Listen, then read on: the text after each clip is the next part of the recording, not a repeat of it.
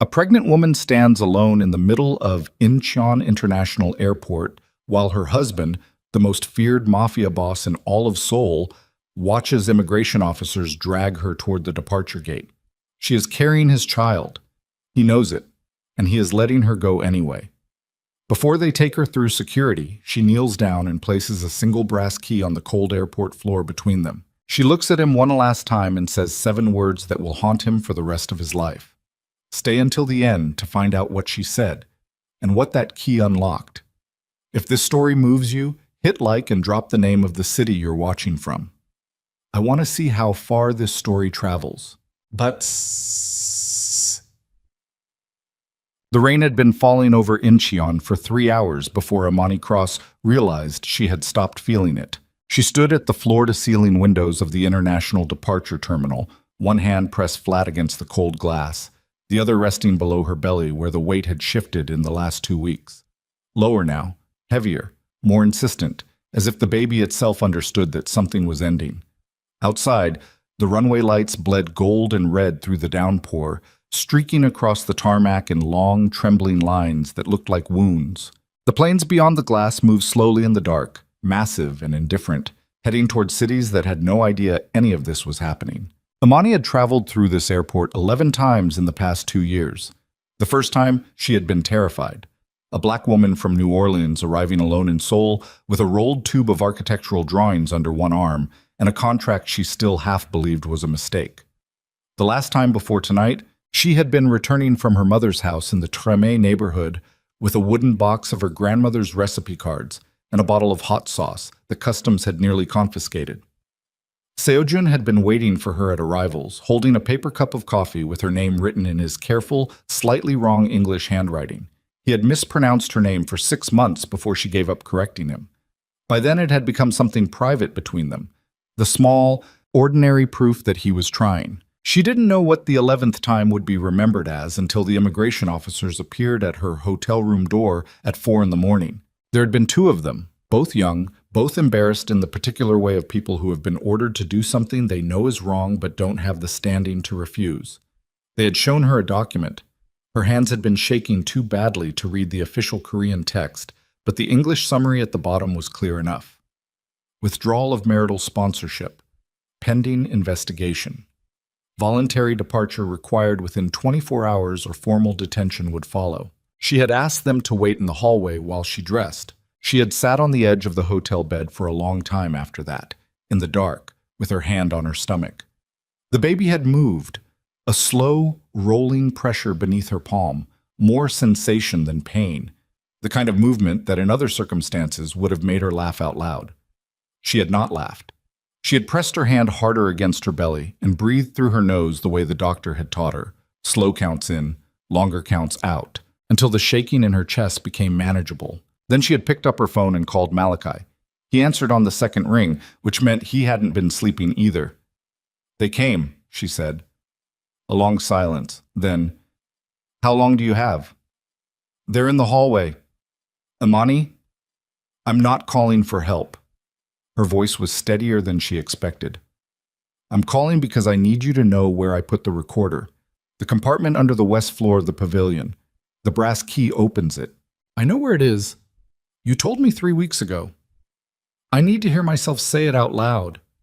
Another silence. She could hear him breathing, the specific quality of his breath when he was working very hard not to say something that would make things worse. "The baby," he started. "The baby is fine." A lie, or close enough to one. Her last appointment had been canceled.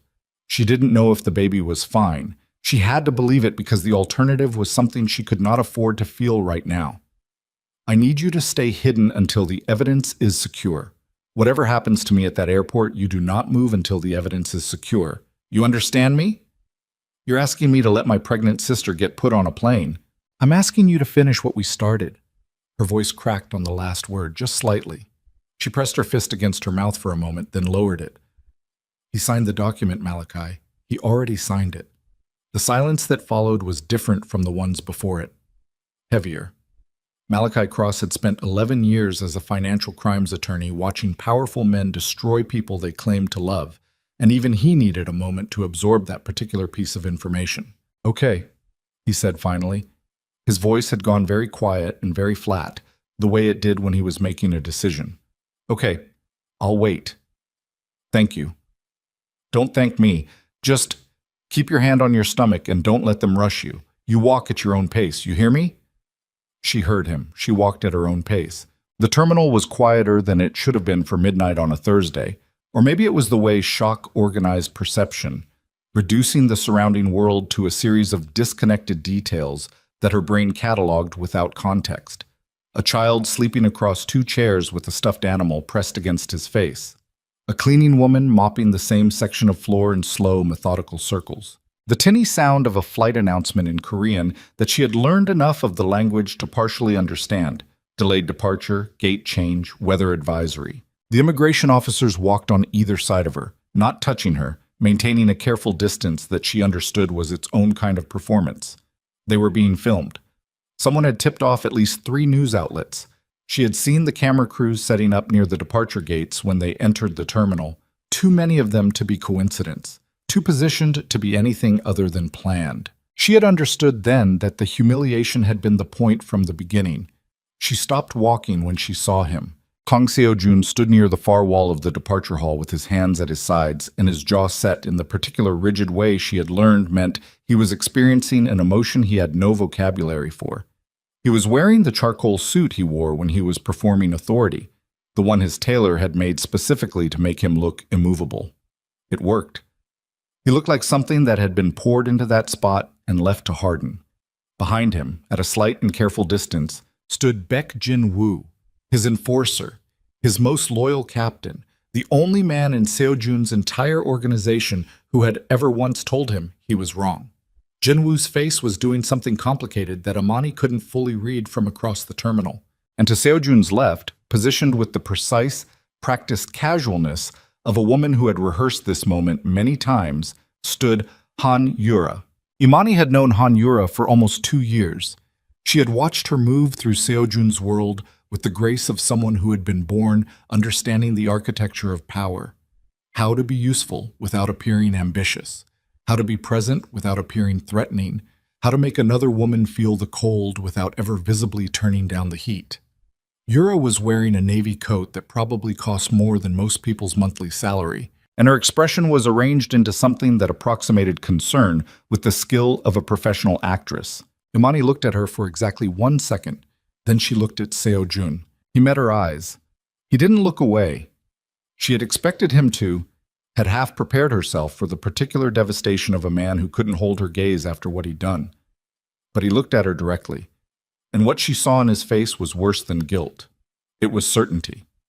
He had convinced himself, whatever he had been shown, whatever story had been built around the photographs and the forged documents and the altered medical files, he had chosen to believe it because the alternative required him to trust her more than he trusted the evidence arranged in front of him. And Kang Seo-jun had spent 20 years in a world where evidence was the only currency that didn't lie. She had built him a different world. She had spent 18 months trying to show him what it felt like to live somewhere that wasn't a transaction. He had burned it down in a single night. Amani stopped walking when she was approximately 15 feet from him.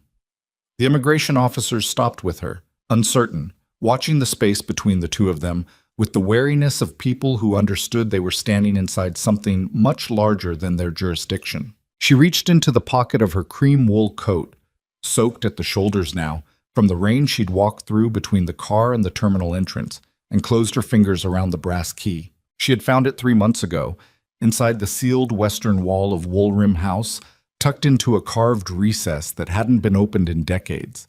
It was old. Genuinely old, the kind of object that carried history in its weight and patina. And it had taken her 2 weeks of research to understand what it unlocked. The hidden compartment beneath the pavilion floor had been built into the original structure, a feature of old Hanok architecture that served as both storage and sanctuary, a place where things of value could be kept away from eyes that couldn't be trusted. She had used it for that exact purpose. The key was warm from her body heat when she held it up. Seo-jun's eyes dropped to it. Something moved across his face, recognition, or the beginning of it, quickly suppressed. This opens the truth you were too proud to ask for, she said. Her voice came out steadier than she felt. The terminal's ambient noise, the distant sound of the rain, the low mechanical hum of the building's ventilation system, the careful breathing of the officers beside her, all of it seemed to recede, leaving her words hanging in a pocket of silence that felt enormous. Seo-jun said nothing. She walked forward until she was close enough that she could have reached out and touched his face if she had chosen to. She didn't. She crouched down, carefully, one hand braced against her knee, feeling the strain of the movement in her back and hips, and placed the brass key on the airport floor between them. She straightened up. She looked at him one last time. "When you discover whose child this is," she said, "don't come looking for the woman who begged you to believe her." She turned and walked toward the security gate without looking back. She counted her steps because it was the only way to keep moving. 17 steps to the checkpoint. She handed her documents to the officer without speaking. She heard, or felt, she wasn't certain which, the moment behind her when something shifted in the room's atmosphere, a change in the quality of the air that might have been the man she loved starting to move, or might have been nothing at all. She didn't turn around. The security gate closed behind her. What Imani Cross did not see, in the moment after she disappeared beyond the checkpoint, was Han Yura step forward from Seo-jun's left side, bend gracefully at the knee, and pick up the brass key from the airport floor. What Imani Cross also did not see was Baek Jin-woo, standing 4 steps behind his boss, watching Yura's hand close around the key with an expression on his face that was not uncertainty or surprise. It was recognition. 18 months earlier, the western wall of Walram House had nearly killed 3 construction workers. Not through any dramatic structural failure, no sudden collapse, no warning crack racing up ancient stone. It had been quieter than that, and therefore more dangerous. The crew chief had noticed a hairline fracture along the base of the wall at approximately 7 in the morning and dismissed it as surface settling, which was the kind of mistake experienced workers made when they were working on a deadline set by people who had never held a trowel. By 9 o'clock, 2 of his men had positioned an excavator against the wall's exterior face, following the demolition schedule that Seo-jun's project manager had approved 3 weeks earlier. At 9:17, Imani Cross arrived on site. She had been awake since 4. The flight from New Orleans to Seoul had been 14 hours with a layover in Tokyo, and she had spent most of it reviewing the architectural survey files on her laptop, cross-referencing the original Hanok construction records she'd sourced from the National Heritage Archive against the renovation plans Seo-jun's team had submitted to the city. The plans were competent. She would give them that. Whoever had drawn them understood modern construction methodology. What they didn't understand, what the survey files made obvious to anyone trained in pre-modern Korean structural systems, was that the western wall of Walram House was not a wall. It was a spine. The original structure had been built around a concealed load-bearing framework that ran inside the western wall's interior, a system of timber columns and horizontal beams that predated by almost a century the external stone cladding that made the wall look independent. Remove the stone facing and you remove the support that held the entire roof structure in tension. In practical terms, knock down the wall, and within 48 hours the main pavilion ceiling would begin to sag. Within a week it would come down. Imani had flagged this in the written report she'd submitted to Seo-jun's project manager 6 days before flying to Seoul. The project manager had not responded. She had called twice. No callback. She had arrived on site at 9:17 to find an excavator pressed against the wall and its bucket arm already raised. She had walked across the courtyard, positioned herself between the excavator and the wall, and unrolled her architectural plans. The operator had killed the engine. Confused. Nobody stood in front of excavators. It wasn't something people did. The crew chief had appeared from around the corner of the main building, taken one look at the situation, and begun speaking in rapid Korean that Imani's language skills, still in their early functional stage at that point, could only partially parse. She caught enough. She caught, "Who do you think you are? And we have authorization, and you are going to leave this site right now." "Show me the demolition permit," she said. The crew chief switched to English. "Who are you?" "I'm the restoration architect of record. Show me the demolition permit." "The permit is with project management." "Then call them." She kept her hands flat on the rolled plans, her feet planted, her voice level. Because what you're about to demolish is a load-bearing interior frame, not a decorative wall, an interior frame. And when that pavilion roof comes down and kills one of your workers, your demolition permit is not going to protect you. The crew chief looked at her for a long moment. He was in his mid-50s, weathered, built like a man who had been doing physical work his entire adult life. And he had the particular expression of someone who had been certain about something 5 seconds ago and was now less certain but was not willing to show it. "We have a schedule," he said. I know." She didn't break eye contact. "Call your project manager." The call happened. The project manager appeared on site 40 minutes later, during which time Imani had not moved from in front of the wall. Workers had gathered in ones and twos at the edges of the courtyard, watching with the tentative curiosity of people who had been told to stay back but were finding it difficult. The excavator operator had gotten down from his cab and was sitting on the machine's track, smoking a cigarette, with the posture of a man who had decided the situation was now above his pay grade. The project manager listened to the crew chief's account. He looked at Imani. He looked at her plans. "We submitted this to the city," he started. "The city approved the exterior renovation plan, not the demolition of load-bearing structures." She turned to the third page of the survey and tapped the cross-section diagram with her index finger. "See this? This is the interior frame. It's inside the western wall. Your survey missed it because the original timber was replaced with iron reinforcement during a repair in," she checked her notes, "1962. The iron doesn't show up on standard ground-penetrating radar at the frequency your survey used." The project manager studied the diagram. He was a professional.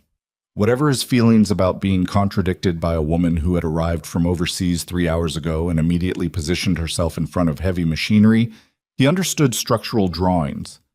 He looked at the crew chief. He said something in Korean. The crew chief did not look happy, but he nodded. The excavator did not move. Kang Seo-jun arrived at Woolram House at noon. Imani was still on site, working with 2 of the crew members to carefully remove a section of the wall's stone facing to expose what was underneath.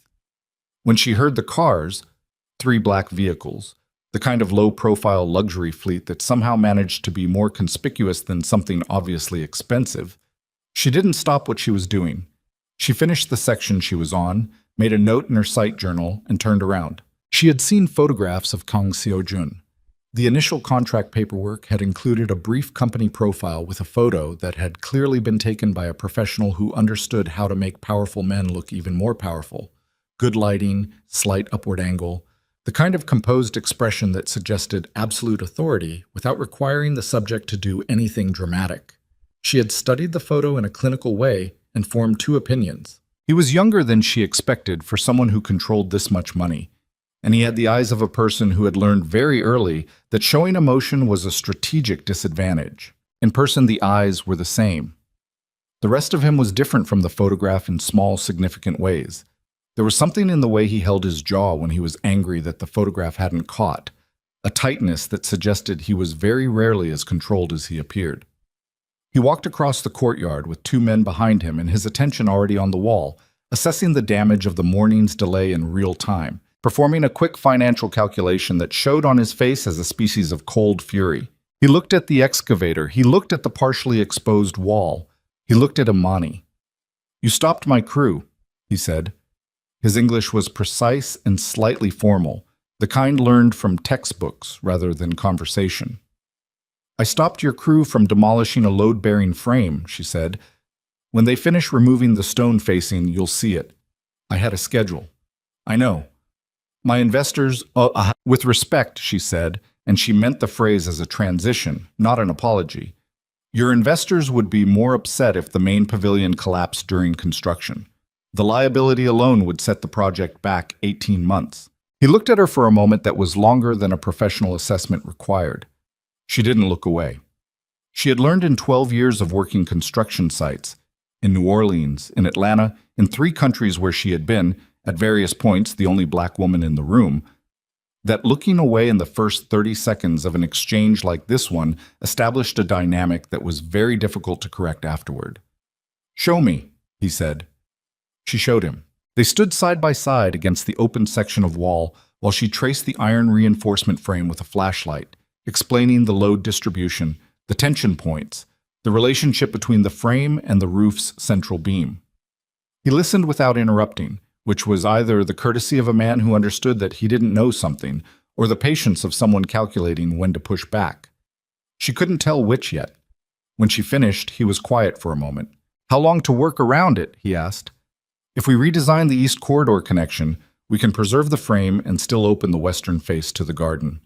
She had already sketched the adjustment that morning during the 40-minute wait for the project manager. "Maybe 3 weeks added to the structural phase. Less if your crew is good." "My crew is good." "Then 3 weeks." He looked at the wall again and something shifted in his expression. Not exactly softening, but a very slight release of the specific tension that had been there since he arrived. She recognized it. It was the expression of a man who had expected a fight and found something else instead. "What's your name?" he asked. "Amani Cross." He repeated it to himself under his breath, getting the sound of it. Then he looked at her directly. "You were right," he said. "My manager should have returned your calls." It was such a simple statement, such a straightforward acknowledgement of a fact. She had worked with men who had never in their professional lives said those 4 words to anyone, particularly not to a woman who had just spent an hour disrupting their construction schedule in front of their entire crew. Something about the simplicity of it caught her off guard. "Thank you," she said. "Don't thank me." He turned to walk back toward his cars. "Fix my wall, Ms. Cross." She fixed his wall, and in the 3 weeks that followed, something began between them that neither of them had planned and neither of them was equipped for. Not because they were incompatible, but because they were similar in the specific way that made intimacy feel like danger. Both of them had learned to operate in worlds that required them to be harder than they naturally were. Both of them had gotten very good at it, and now they were standing in the courtyard of an old house that smelled of wood smoke and stone, arguing about structural integrity and watching each other with the careful attention of people who were recognizing something they hadn't expected to find.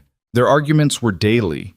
This was not a problem. They argued about the East Corridor redesign and about the sourcing of replacement timber, and about whether the persimmon tree in the center courtyard should be incorporated into the renovation design or worked around. Seo-jun wanted the tree worked around. It was a complication, an irregularity in what should be a clean, elegant floor plan. Amani wanted to build the entire project around the tree. "It's the oldest thing on this property," she said. "Your father planted it." "How do you know that?" She had done her research. She always did her research. The property records show the original tree was removed in the 1980s for a car garage. The one in the courtyard now was planted in 1994. "Your family bought this property in 1994. He was quiet for a moment. "He planted it the year my brother was born," he said.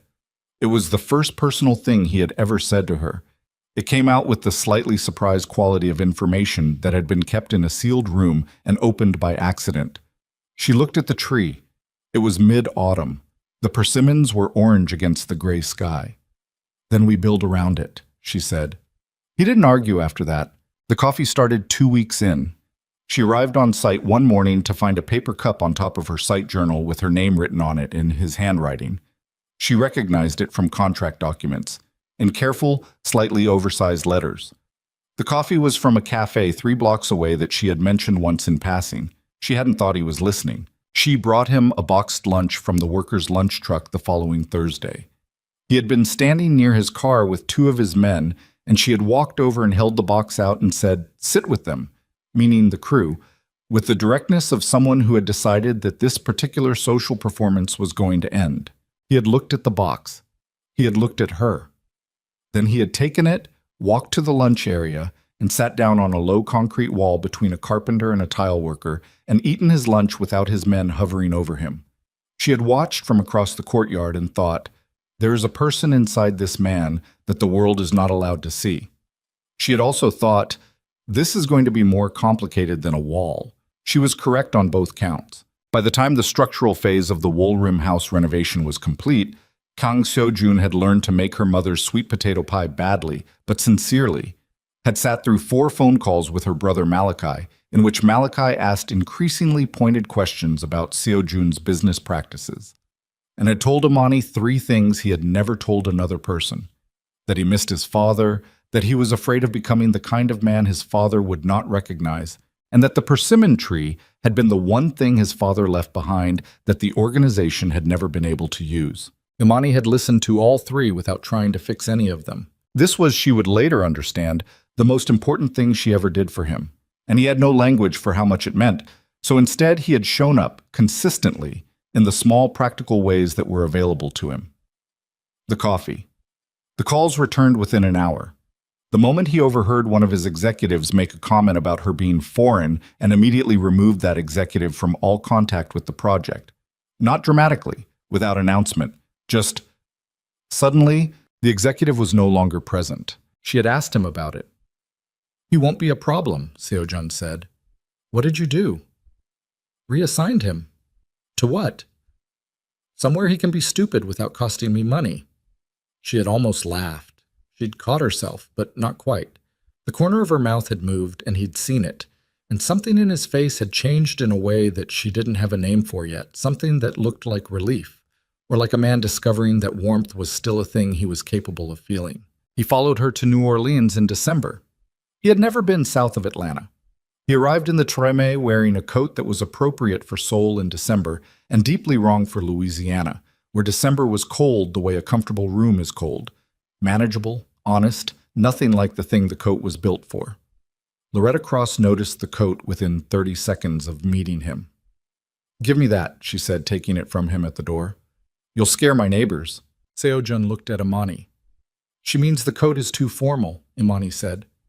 "I understood," he said.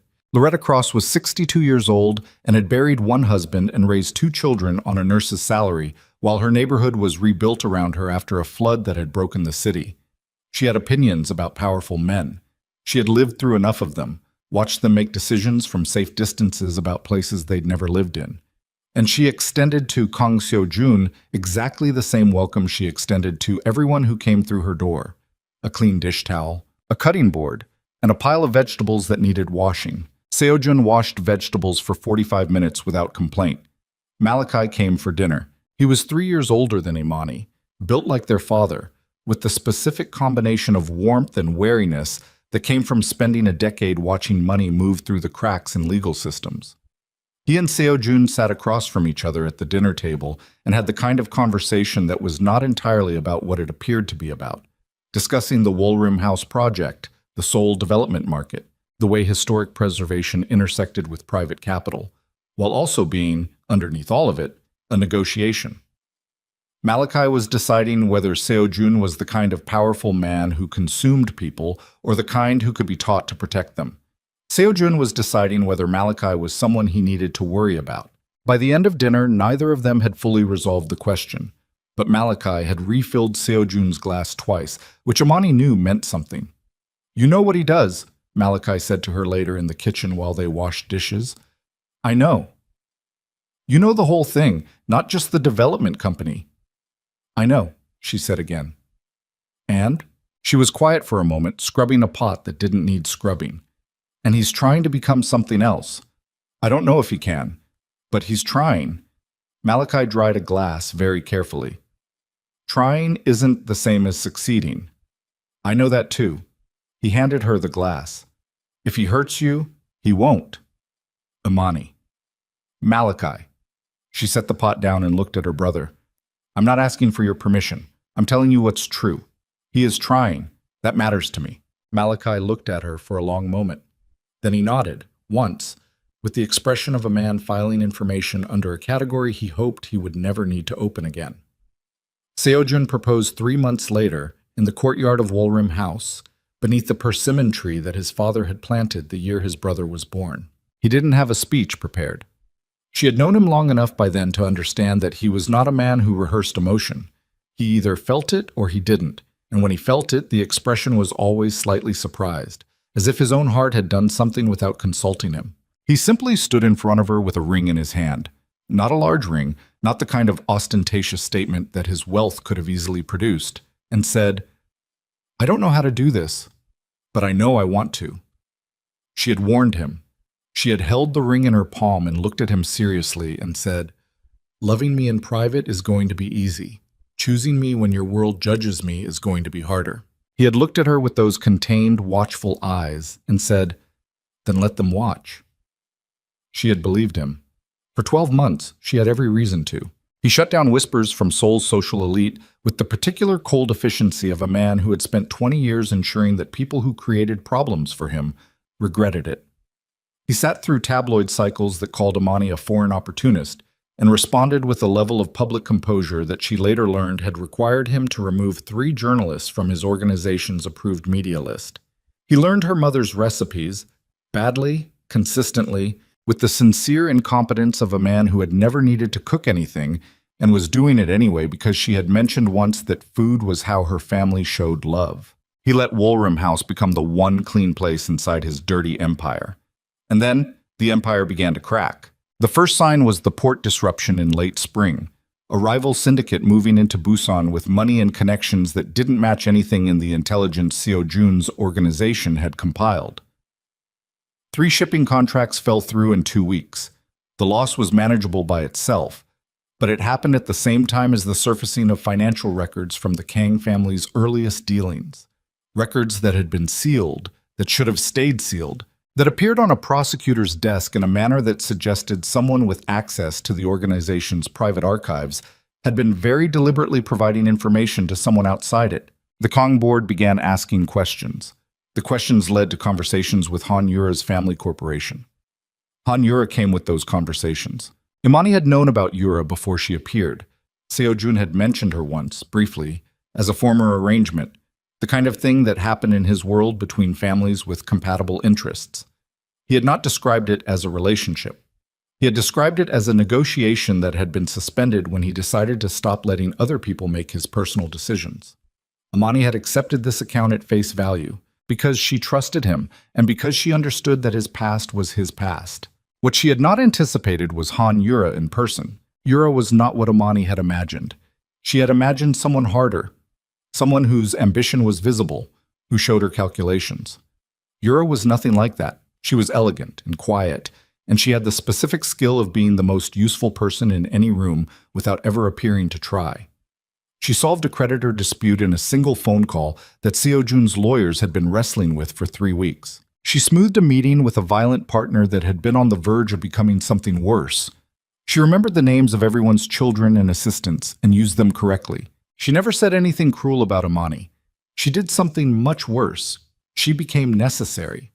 And while she was becoming necessary, Imani discovered the invoices. She had been reviewing the Woolrim House restoration budget, a routine audit, the kind she did quarterly, and found discrepancies that at first looked like accounting errors.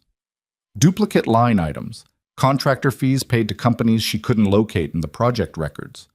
Shell companies, she realized eventually, after 3 nights of cross-referencing registration data. Millions of dollars moving through the restoration project and out the other side into accounts she couldn't trace. She called Malachi. He was already looking at the same pipeline from the overseas side. He had been tracking the movement of money through 3 jurisdictions for 6 months as part of a financial crimes investigation that had nothing, on the surface, to do with Kang Seo Jun, and then suddenly had everything to do with him. Someone inside Han Yura's organization is feeding evidence to authorities, Malachi told her. If they find out I'm the one connecting the dots, the source disappears. Or doesn't disappear. You understand what I'm saying? She understood. She did not tell Seo Jun. Not because she didn't trust him. She had told him difficult truths before, and he had heard them. But the invoices ran through his own organization. The shell companies had been registered with the signatures of people who worked inside the Kang syndicate. If she told him and the wrong person found out she knew, Malachi's investigation would collapse. Worse, if Seo Jun confronted the wrong person without the full picture, the money would move again and the evidence would vanish. She needed more time. She needed more time, and then she discovered she was pregnant. The joy of it arrived before the fear.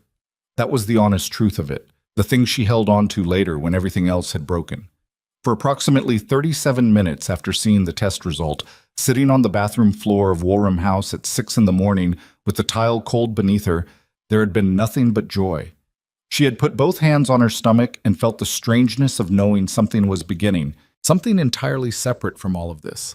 The money and the lies and the evidence she was hiding and the investigation she couldn't tell her husband about. Something small and entirely new that didn't know yet what world it had chosen to arrive in.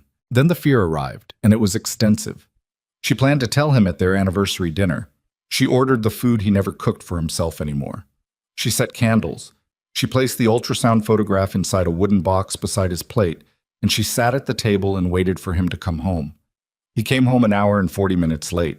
He took a phone call from Yura in the entryway. He came into the dining room still thinking about whatever the call had contained, moving through the space without fully registering it. She could see him doing it, the way his eyes moved over the table without landing, the way his hands were slightly tense at his sides. He did not open the wooden box. He apologized for being late. He sat down. He ate. He talked about the port contracts, the board's position, a meeting he needed to take in Japan. He asked if she was feeling well. She said yes. He did not ask why there was a wooden box beside his plate, because his attention was not fully in the room, and she could not make herself say open it, because there was something in his distraction that told her this was not the right moment, that the thing she was about to give him deserved a version of him that was present to receive it. She put the wooden box in her studio. She told him the following evening, showing him the ultrasound photograph directly. She had decided, sitting in the studio with the box in her lap, that she was not going to perform the announcement. She was just going to tell him. He looked at the photograph. For a moment, one long, suspended moment that she would think about for months afterward. Everything that Kang Seojun had built around himself came apart. She watched it happen. The careful, controlled face opened. His hands, the hands that signed contracts and gave orders and had done things she didn't ask him to detail. Those hands were shaking when he pressed one of them gently against her stomach, and he lowered himself to his knees in front of her, slowly, like a man setting down something very heavy, and whispered the phrase he had learned from her mother. "I see your heart." She almost told him everything in that moment. The invoices, Malachi, the shell companies, the threat letters she had received 2 weeks earlier, unsigned, delivered to her studio, telling her that foreigners who asked too many questions about Korean business arrangements sometimes lost their ability to ask questions at all. She almost put all of it on the table, right there, in the warmth of that moment, because she was exhausted from carrying it alone, and because he was kneeling in front of her, and for 1 second the world felt like something they were in together. Then Yura's name appeared on his phone screen. He turned it face down, but the name had already been there. The moment had already shifted, just slightly, like a building that has been struck by something it was not designed to absorb. She didn't tell him. She put the story back inside herself and smiled at him and held his hand against her stomach and let him feel the reality of the thing beginning between them. 2 weeks later, the photographs appeared. Seojun's security team brought them to him on a Tuesday morning. Surveillance photographs, professionally done, showing Imani entering a hotel and being embraced in the lobby by a man in a dark jacket. The embrace looked intimate. The angle had been chosen carefully. The man's face was visible. Malachi's face. Her brother, whom Seojun had met once over a year ago at a dinner table in New Orleans, whom Seojun had apparently filed and not retained clearly enough to recognize in a photograph taken from 40 feet away at a deliberately chosen angle. Seojun asked her where she had been on the afternoon of the photograph. She lied. It was a small lie. She said she had been at the site office, reviewing contractor reports. And it was the worst mistake she made in the entire year that followed. Not because of what it was, but because of what Yura did with it. The lie became the crack. Everything that followed was built inside that crack. She didn't know yet about the forged fertility report. She didn't know about the bribed clinic administrator. She didn't know about the altered hotel records, the planted financial documents, the digital access credentials that had appeared in her studio's case files without her knowledge. She didn't know that a story had been built around her with extraordinary patience and precision, assembled piece by someone who understood exactly how much evidence Kang Seojun needed to see before his pride would do the rest of the work. She found out the night he confronted her inside Woolram House. The documents were spread across the table in the main room, her restoration table, where she had laid out structural drawings for the past 18 months. Now it held something else: photographs, financial records, medical reports, a printed summary from an immigration compliance officer. She recognized the arrangement of it. It had been laid out for maximum effect, the way evidence was presented in a courtroom, the way a prosecutor organized material to guide a jury through a conclusion they had already decided was correct. Madame Kang was in the room. Seojun's mother sat at the far end of the table with her hands folded and her face arranged into an expression that Imani had learned over 18 months was the expression she wore when she had already won something. Seojun stood at the center of it. He looked at Imani when she came in, and what she saw in his face was something she had no word for. It was past anger, past suspicion, into something colder and more final, the expression of a man who had already built the verdict and was waiting for the sentencing. "Offer me a DNA test," she said immediately before he could speak. "Right now, tonight. Whatever lab you want." "That's not whatever lab you want, Seojun. I'll go tonight." "The report says—" "I know what the report says." She kept her voice level. Her hands were shaking. She pressed them flat against her thighs. "It's wrong. I'm offering you the fastest way to prove it. Why won't you take it?" He looked at the photographs. "Why were you in that hotel?" She couldn't answer. Not without telling him about Malachi. Not without exposing the investigation that was still incomplete, still fragile, still the only thing standing between the truth and a set of very powerful people who wanted the truth buried. The silence stretched. Madame Kang's lawyer slid a document across the table. Seojun picked it up, read it, set it down. "Don't," Imani said. She heard something in her own voice that she didn't like. The beginning of something desperate, something she had promised herself she wouldn't allow. She made herself steady. "Seojun, an innocent person can still be destroyed when guilty people control the facts. You know that. You have spent 20 years knowing that." He looked at her. She looked back at him. She thought, he knows. Somewhere inside him, he knows. He picked up the pen. "Tell them," she said, as the immigration officers came through the door. "Tell them I'm carrying your child." Every person in the room went still. Seojun's face did something she had never seen it do before. It broke, just briefly, just for a fraction of a second, before the damage control arrived and sealed it shut again. "Whose child are you carrying?" he asked. The room was absolutely silent. Imani looked at the man she had married. She thought about the coffee cup with her name written on it. She thought about the kneeling, the trembling hand, the whispered words. She thought about all the things she had protected him from, quietly, without telling him, because she had believed, had genuinely, completely believed, that he would eventually trust her enough to ask the right questions. She had been wrong. "The child belongs to the man I married," she said, "but that man is no longer standing in front of me." Outside Woolroom House, the cameras were already waiting in the rain. The world watched Kang Seojun's pregnant black wife be escorted from the house she had restored with her own hands.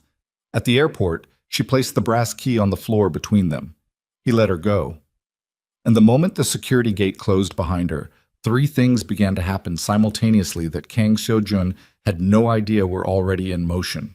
In a hotel room 2 kilometers from the airport, Malachi Cross opened his laptop and began compiling financial records he had been gathering for 7 months, waiting for the moment when his sister's safety no longer depended on his silence. In the parking structure beneath Incheon International Airport, Baek Jin-woo sat in his car with the engine off and his phone in his hand, replaying in his memory the exact motion of Han Yura's hand closing around the brass key, and then picking up his phone to call a contact at the Immigration Bureau who owed him a favor.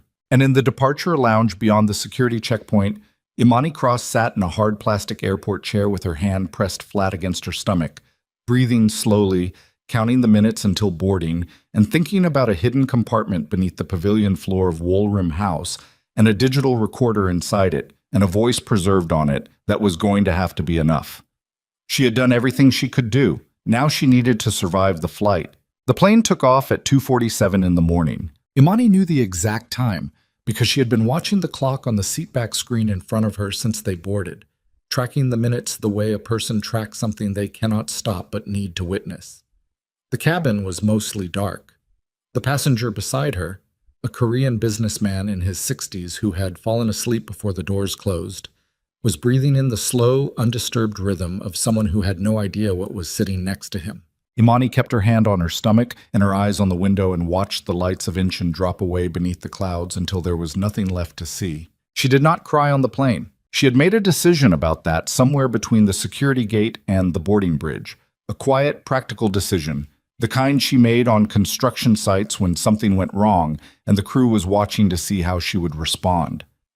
Crying was not a strategy. Crying in an airplane seat at 3 in the morning, 30 weeks pregnant, being expelled from the country where she had spent the last 18 months building something she believed in. Crying would not protect the evidence in the pavilion floor, would not keep Malachi's identity hidden for the additional time he needed, would not change the fact that Kang Seojun had picked up a pen and signed his name on a document that turned her into a problem to be managed. So she didn't cry. She pressed her hand against her belly and felt the baby move. A slow, lateral shift, like a fish turning in still water. And she breathed through her nose, 4 counts in, 6 counts out. And she thought very carefully about what happened next. What happened next was New Orleans. Her mother's house. Her own bed, probably still with the quilt her grandmother had made from her grandfather's old work shirts. Malachi would be there within 48 hours. Her doctor's number was in her phone. She had money in her own accounts.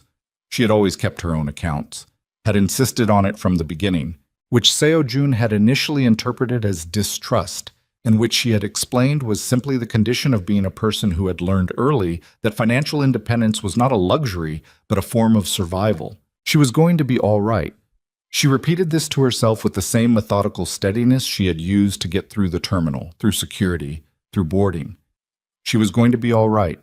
The baby was going to be all right. The evidence was secured. Malachi knew where it was. The recorder had captured everything. She almost believed it by the time they crossed the coastline and the sea opened up beneath them, dark and enormous and completely indifferent. At 3:15 in the morning, Baek Jin-woo was still sitting in the parking structure beneath Incheon International Airport. He had not started the car.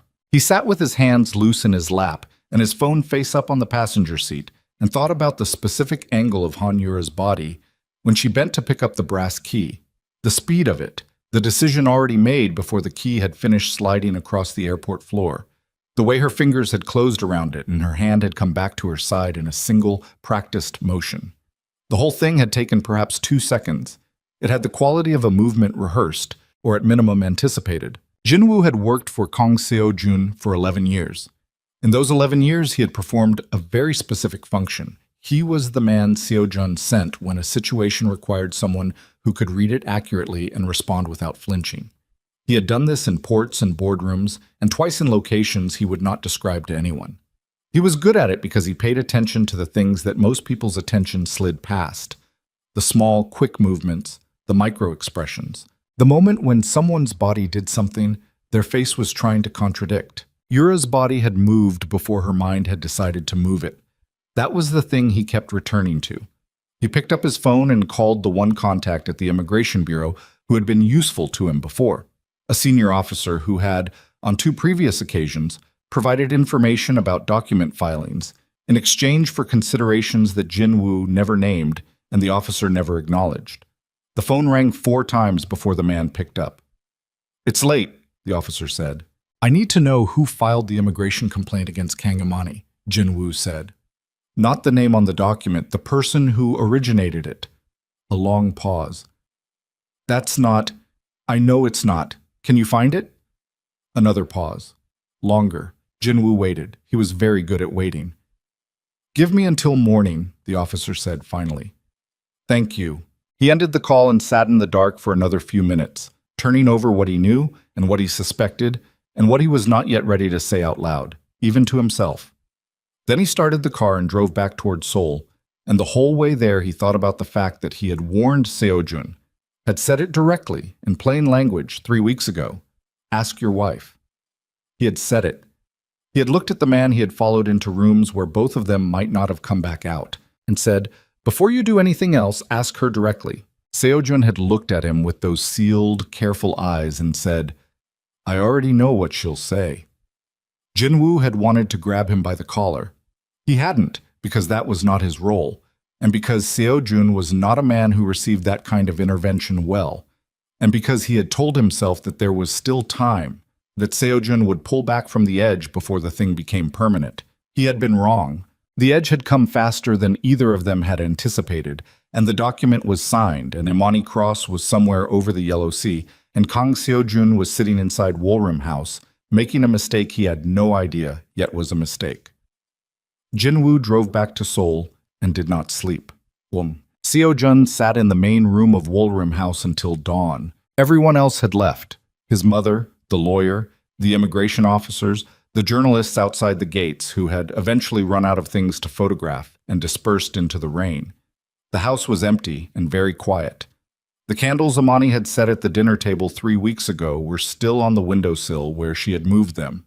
He hadn't touched them, had walked past them daily without registering what they meant, and now he sat at the far end of the room and looked at them and felt the specific variety of stillness that arrived when a very loud thing had suddenly stopped. The evidence was still spread across the table. He looked at it without touching it. He was not at this moment thinking about whether it was real. He had thought about that already, had run the loop multiple times, the photographs, the fertility report, the financial records, the access credentials, had examined each piece individually and in combination and arrived at the same conclusion each time. The conclusion was internally consistent. The evidence supported itself. What he was thinking about, in the specific silence of 4 a.m. with the rain still streaking the glass, was the way Amani had looked at him when she said the child belongs to the man I married. But that man is no longer standing in front of me. He was thinking about the way her face had gone calm, not the calm of innocence performing itself for an audience. Something else.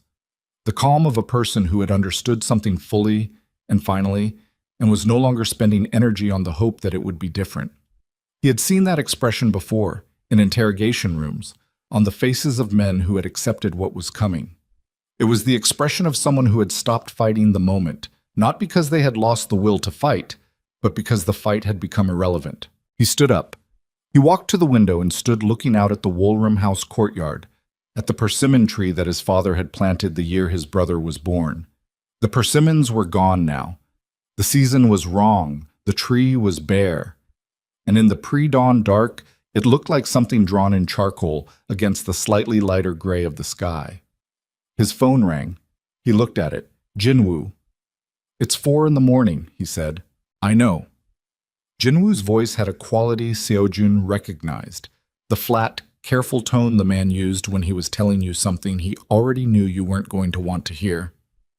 "The man in the hotel photograph. I have an ID." Seo-jun's jaw tightened.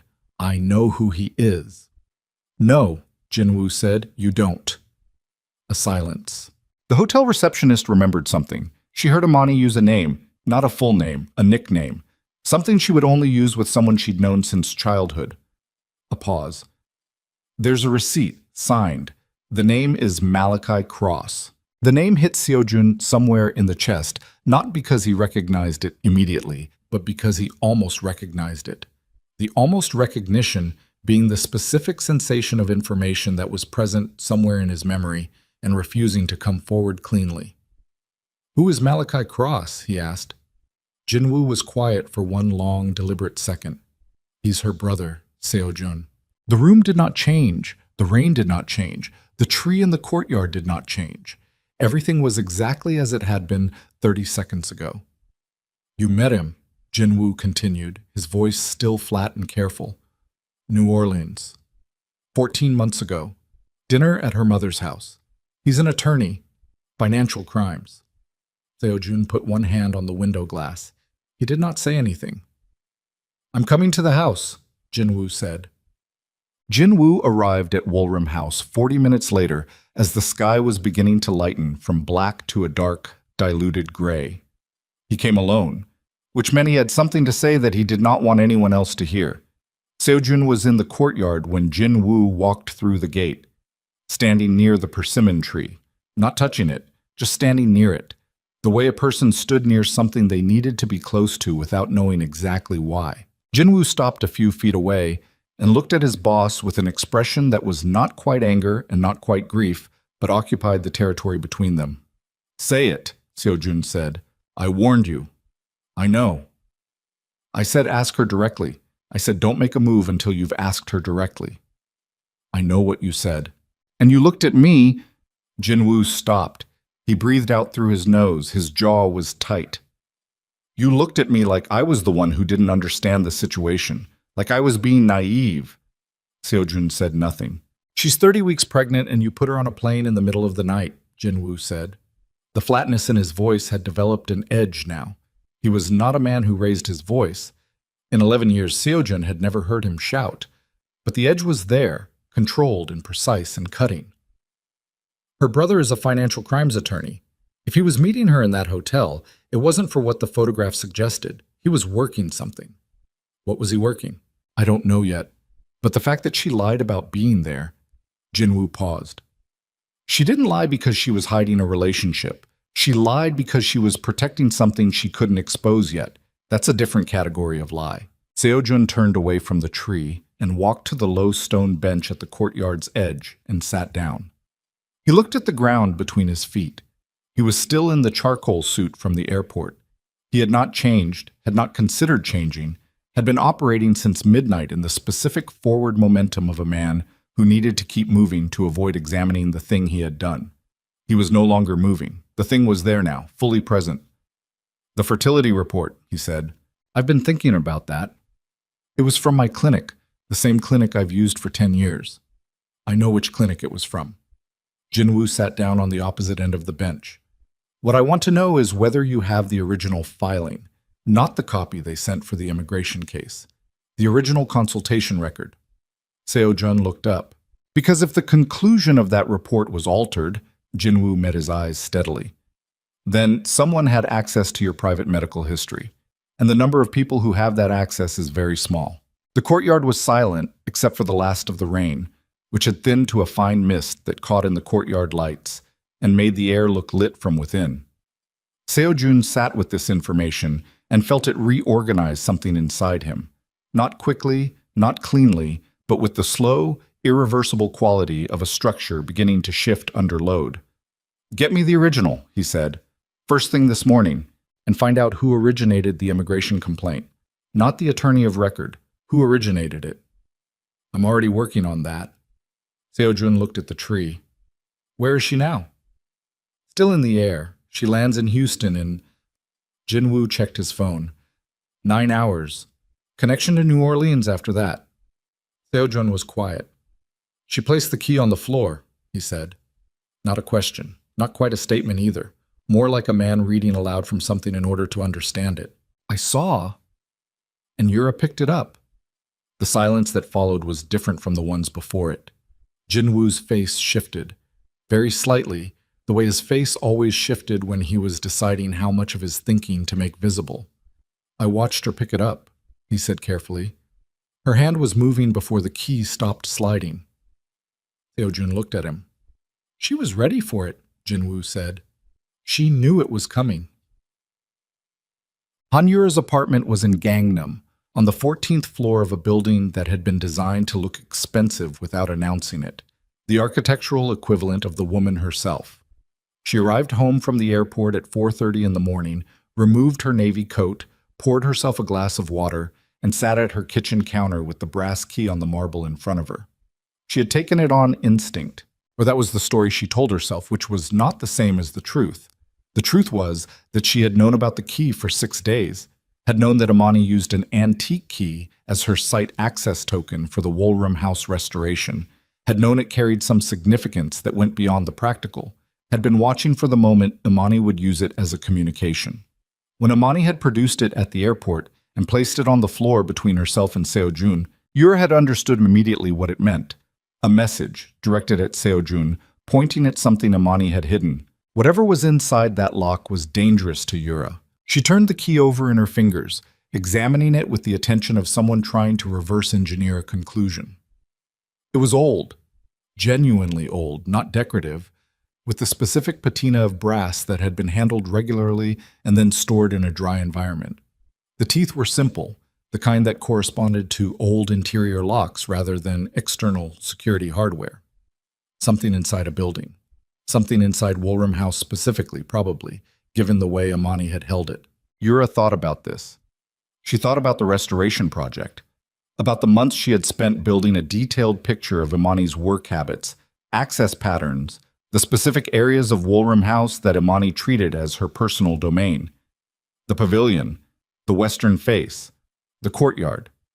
Imani had been possessive of the pavilion specifically, had shooed contractors out of it on multiple occasions. had done much of the finish work there herself rather than delegating.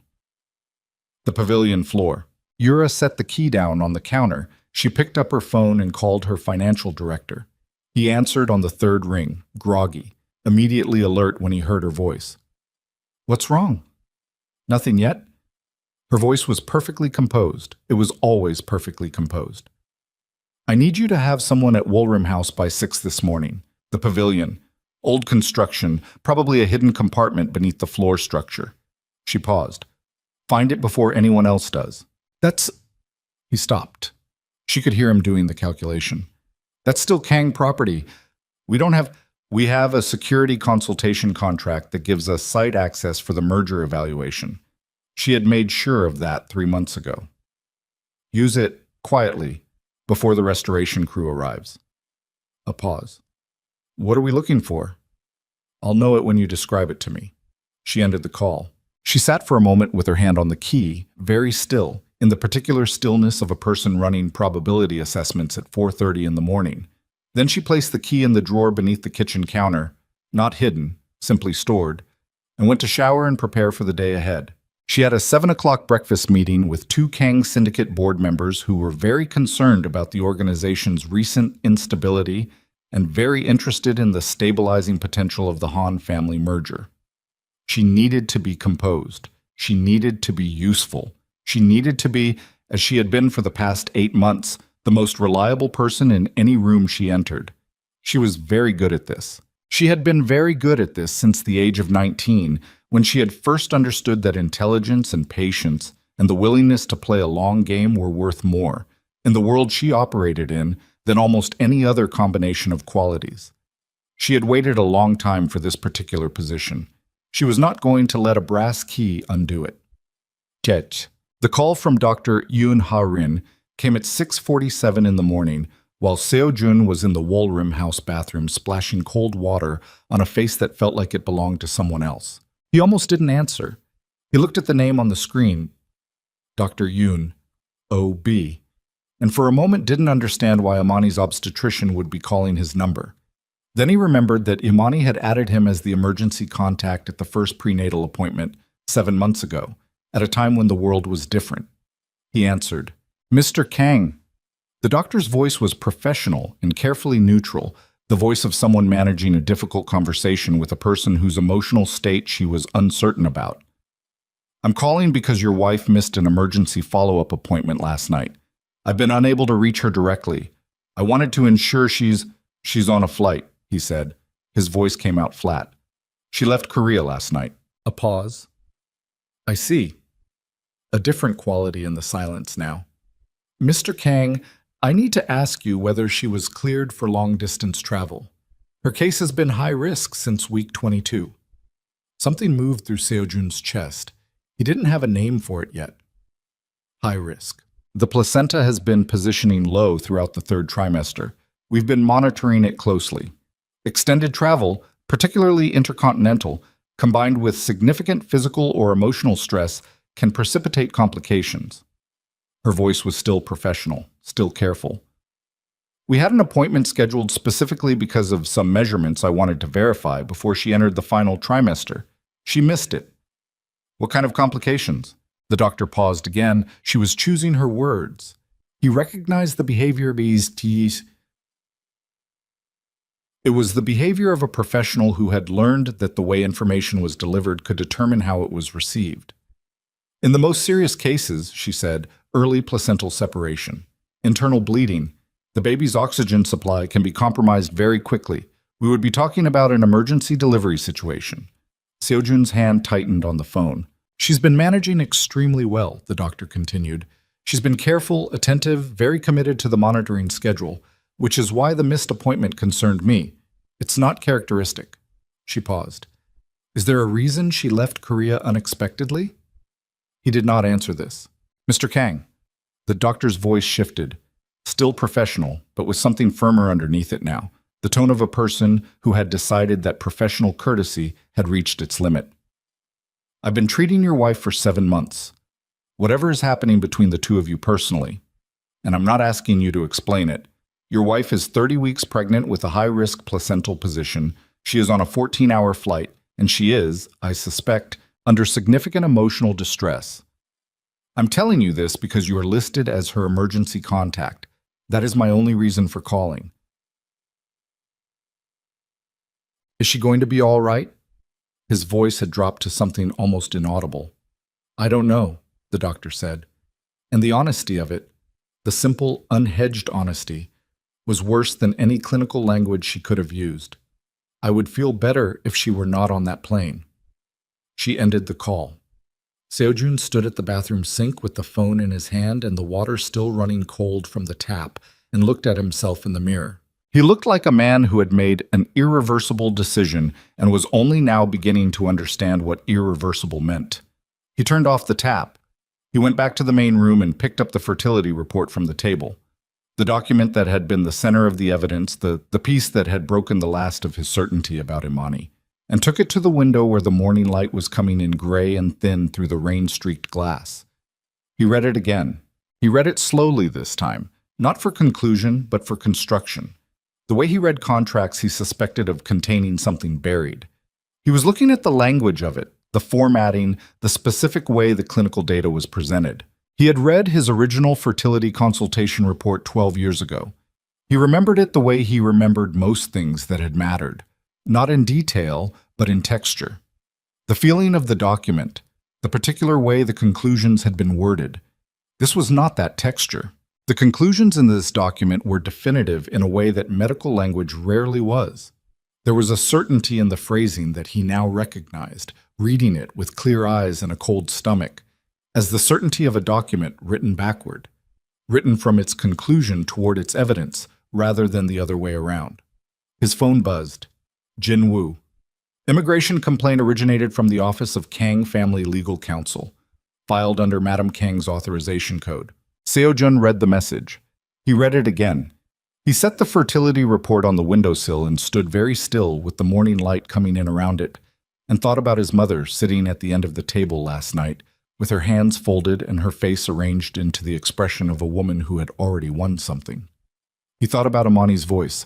An innocent person can still be destroyed when guilty people control the facts. He thought about the doctor's voice. I don't know. He picked up his phone and called Jin Woo. Get me into the clinic before they open, he said. I need the original file, not the consultation summary, the raw examination record with the imaging. I'll make a call. And Jin Woo. He stopped. His voice was doing something he didn't fully have control over. Find out if Yura's team has been anywhere near Wolram House in the last 24 hours. A beat of silence. I'll find out, Jin Woo said. Seojun ended the call. He stood at the window of the house his wife had restored and looked at the persimmon tree in the courtyard, bare in the early morning gray, and felt something he had not felt since he was a very young man learning, for the first time, that the people closest to him were capable of betrayal. The difference was that this time, the betrayal had not come from where he expected. This time, he had been the instrument of it.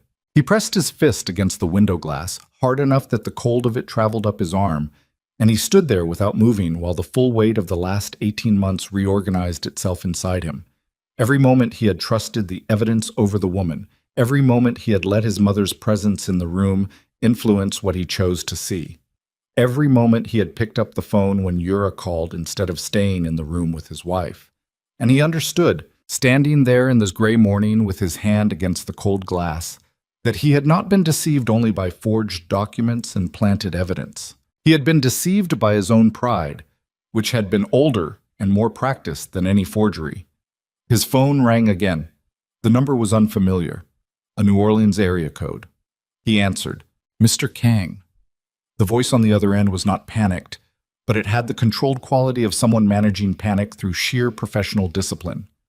My name is Dr. Sandra Okafor. I'm the attending physician at University Medical Center in New Orleans. A pause. Imani Cross listed you as her emergency contact. She was brought in by ambulance approximately 20 minutes ago. The world went very quiet. She's in emergency surgery, the doctor said. I need to know her full medical history as quickly as possible. Sojun's hand tightened on the phone until the casing creaked. How bad? He said. Mr. Kang, I need her medical history. How bad is she? A half-second pause. The doctor made a decision. Placental abruption. Significant internal bleeding. She's in surgery now. The baby has been delivered by emergency cesarean. Her voice was measured and fast, the cadence of someone who had learned to compress catastrophic information into the smallest possible container. The infant is in the NICU. She's premature. We're doing everything we can. But I need to know about any underlying conditions, any medications, any complications from her prenatal care that aren't in the records we pulled. Seojun was already moving through the house. He gave the doctor everything he knew. The clinic name in Seoul, Dr. Yoon Ha-rin's direct number, the placental positioning issue, the missed appointment. His voice was steady. His hands were not. He was in the courtyard now, walking toward the gate, and the morning air was cold and wet against his face, and he registered none of it. Mr. Kang, the doctor's voice shifted slightly. Are you able to come to New Orleans? I'm leaving tonight, he said. The surgery will take several hours. She won't be conscious for... I'm leaving tonight.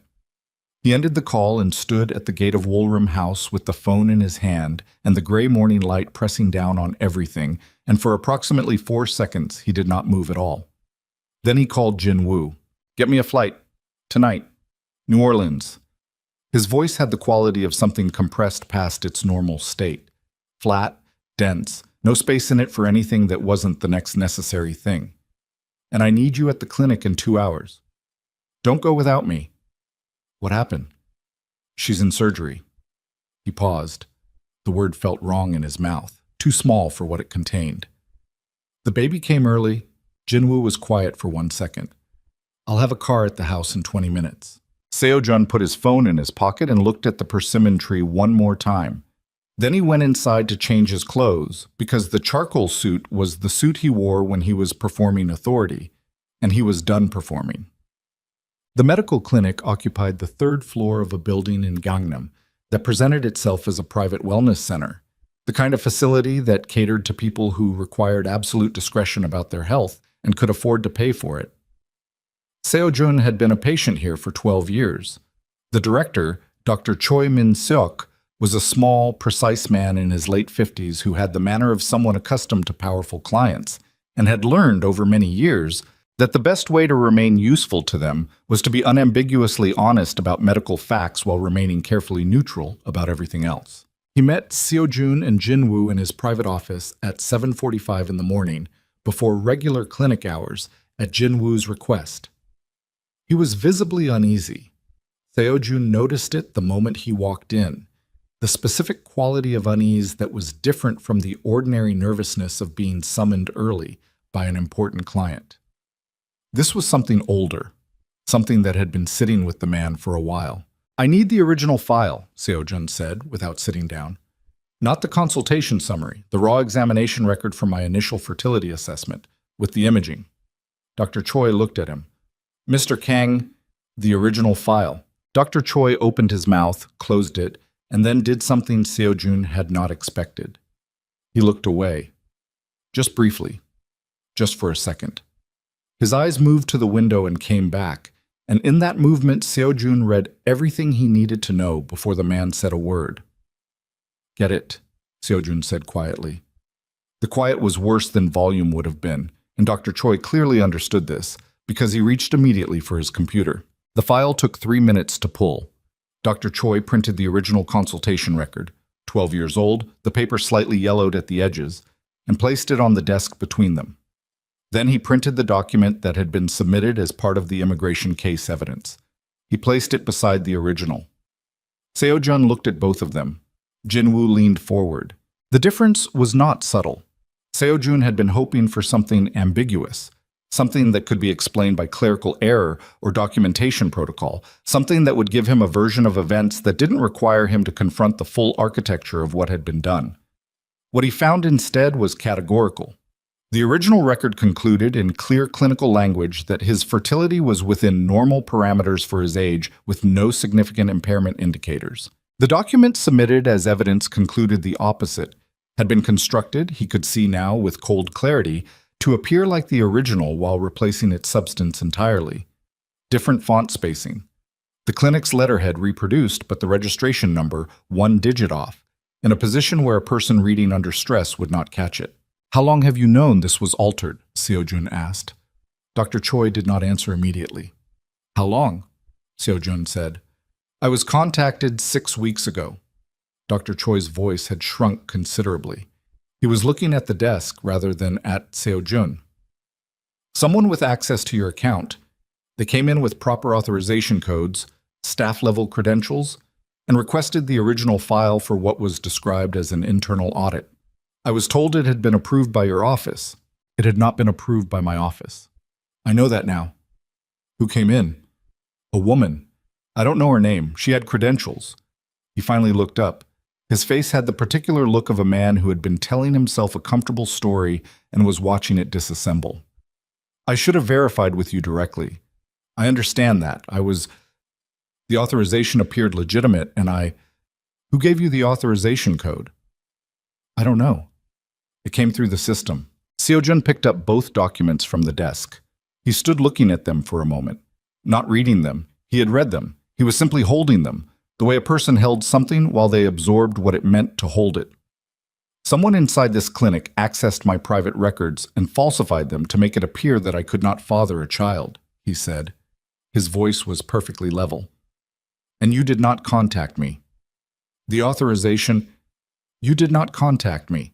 Dr. Choi had no answer to this that would survive examination, and he knew it. Jinwoo straightened up from beside the desk and looked at Seo-jun with an expression that had moved past its earlier controlled quality into something raw. He said nothing. There was nothing to say. The document in Seo-jun's hand was the confirmation of what Jinwoo had been afraid of since the moment he watched Yura pick up the brass key at the airport. Confirmation that the evidence against Amani had not been assembled from available facts, but had been manufactured, piece by piece, by someone who had access to systems and people that only a very small number of individuals could reach. Seo-jun set the documents down on the desk. You'll provide a full written statement about this access, he said to Dr. Choi. Everything you remember, the woman's physical description, the date, the authorization code she used, everything. He picked up both documents. I'm taking these. Dr. Choi nodded. He looked like a man who had aged several years in the past 15 minutes and understood he had earned every one of them. The boardroom of the Kang Syndicate's executive headquarters was on the 22nd floor of a building in central Seoul that the legitimate side of the organization used as its development company offices. By 9:30 in the morning, 6 of the 8 board directors were already seated around the long conference table, responding to a summons that Jinwoo had sent in Seo-jun's name 40 minutes earlier. The summons had said only, emergency session, mandatory attendance, no staff. The directors had come because they always came when the summons said mandatory. They sat now with the cautious, watchful energy of powerful men who had learned that emergency sessions meant either opportunity or exposure, and had not yet determined which category this one belonged to. Han Yura was seated to the right of the head chair, where she had positioned herself over the past several months with the gradual, unremarkable precision of water finding its level. She was in a gray blazer this morning, her hair pulled back, a tablet and a leather portfolio in front of her. She looked exactly as composed as she always looked. Seo-jun walked in and closed the boardroom door behind him. He did not sit down. He placed the 2 medical documents on the table, the original and the forgery, side by side, and let the directors look at them without explanation. He waited, watching faces, reading the room the way he had been reading rooms since he was 19 years old, and learning from his father that the most important information in any negotiation was not what people said, but what their bodies did when they were surprised. 3 directors leaned forward to examine the documents. 2 exchanged a glance. One looked immediately at Yura. Yura looked at the documents. She looked at them with the appropriate expression. Concentration, then concern, then a slight furrowing of the brow that suggested she was processing something troubling. It was a very good performance. Seo-jun had spent 8 months watching her perform and had not recognized it as performance, which was the most precise measurement of how good she was. He recognized it now. These are my personal medical records, he said. The one on the left is the original from 12 years ago. The one on the right was submitted as evidence in the immigration case against my wife. He paused. They are not the same document. The room was quiet. Someone accessed my private medical history, altered the clinical conclusion, and submitted the forgery to immigration authorities as part of a fraud case against Imani. His voice was still level. He had made a deliberate choice about tone. Not the cold fury that was his natural register in confrontational moments, but something quieter. Something that he had observed in his father's manner on the few occasions when his father had been genuinely dangerous rather than performing danger. That document was the primary evidence used to suggest that the child my wife is carrying could not be mine. A director at the far end of the table, Park, the eldest of them, who had been with the Kang organization since Seojun's father's time, cleared his throat. Who had access to your medical records? That's what we're going to establish today. Seojun finally pulled out the chair at the head of the table and sat down. He looked at each director in turn, moving around the table slowly, the way his father had taught him to look at a room. Not a sweep, not a performance of authority, but actual individual examination, person by person, making each person understand they were being seen specifically. I'm also going to establish who filed the original immigration complaint against my wife, and who authorized the financial records that were planted in her studio. Another director, Kim, the youngest of them, whose family money was newer and whose nerves showed more visibly, shifted in his seat. You're saying the evidence was fabricated. I'm saying the evidence was manufactured by someone inside this organization, with help from outside it, over a period of months. Seojun placed his hands flat on the table. And I'm saying that person is in this room. The silence that followed had a different quality from the silences before it. It was not the silence of people waiting for information. It was the silence of people recalibrating, assessing exits, assessing exposure, determining whether their own position was stable or whether they needed to begin, very quietly, separating themselves from something. Yura spoke first. Seojun. Her voice was exactly right, concerned, careful, with precisely the right degree of sorrow in it. I understand you're in a very painful moment, but these are serious accusations. If someone falsified evidence, we should bring in investigators. We will. He looked at her, starting with the brass key. A very small thing happened in Yura's face. So small that most people in the room would not have caught it. It was not guilt. She was too practiced for guilt to show directly. But it was the micro-expression that preceded the decision to manage a situation, the face of a chess player registering an unexpected move. It lasted perhaps a third of a second. Jin-woo, standing near the door, saw it. Seojun saw it. My wife placed a key on the airport floor when she was being escorted to her departure gate, Seojun said. That key was directed at me. It was not directed at anyone else in that terminal. He paused. I'd like to know what happened to it. I don't know what you're referring to, Yura said. Jin-woo walked forward from the door and placed the antique brass key on the conference table. I watched you pick this up, he said. His voice was quiet and absolute. At the airport, I was 4 steps behind Mr. Kang. I watched your hand close around it before the key had stopped sliding. Yura looked at the key. She looked at Jin-woo. Her expression was still composed, but the composition was working harder now. Visible in the slight set of her shoulders, the way her hands remained perfectly still on the table with the deliberate stillness of someone who had decided not to let them move. I picked it up, she said. I didn't know what it was. It seemed... Where is it now? Seojun asked. A beat. I must have she started. Jin-woo set a second item on the table beside the key, a photograph printed on standard copy paper showing the interior of a desk drawer. Inside the drawer, clearly visible, was the antique brass key lying beside what appeared to be merger documentation. Your private office, Jin-woo said. This morning, 6:45. The boardroom had gone completely still. Yura looked at the photograph. She was silent for 3 seconds. Then, I forgot I had it. You don't forget things, Seojun said. It came out very quietly. In 8 months, I have never once seen you forget anything. He let that sit. Then the boardroom doors opened. Malachi Cross walked in. He was not what the directors expected. They had been told, those who had been told anything, that Seojun's brother-in-law was an attorney, which they had filed as a neutral biographical fact. What walked through the boardroom door was a man who had spent 11 years building cases against financial systems designed specifically to avoid him, and who had the specific physical quality of someone who had been waiting for this particular room for a long time and had arrived prepared. He carried a document case. Behind him came two attorneys that Seo-jun did not recognize. International, by the look of them, one with a British firm badge on her lapel. Malachi did not ask for permission to speak. He set the document case on the table, opened it, and spread a financial map across the surface. A large format printout showing the movement of money through a chain of entities that connected, at its far end, to the Kong Syndicate's restoration project accounts, and, at its near end, to 3 holding companies registered under names that meant nothing on their own and everything in context. "My name is Malachi Cross," he said.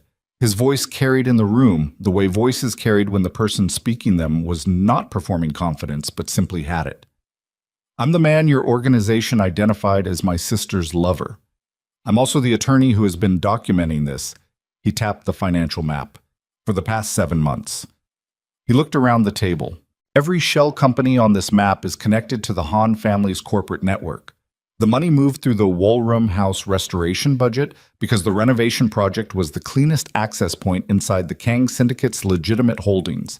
Someone with detailed knowledge of both organizations set this up. He turned the map so it faced Yura. Someone who knew exactly which line items would pass standard audit review and which accounts would be examined only quarterly. Yura looked at the map. She looked at it the way she had looked at everything this morning, with the composed attention of a woman managing her exposure in real time, calculating what was proven and what was still circumstantial, determining whether the thing in front of her constituted a wall or merely an obstacle. "This is interesting analysis," she said, "but a financial map showing connections between holding companies isn't evidence of my personal involvement in—" "No," Malachi agreed. He reached into the document case again.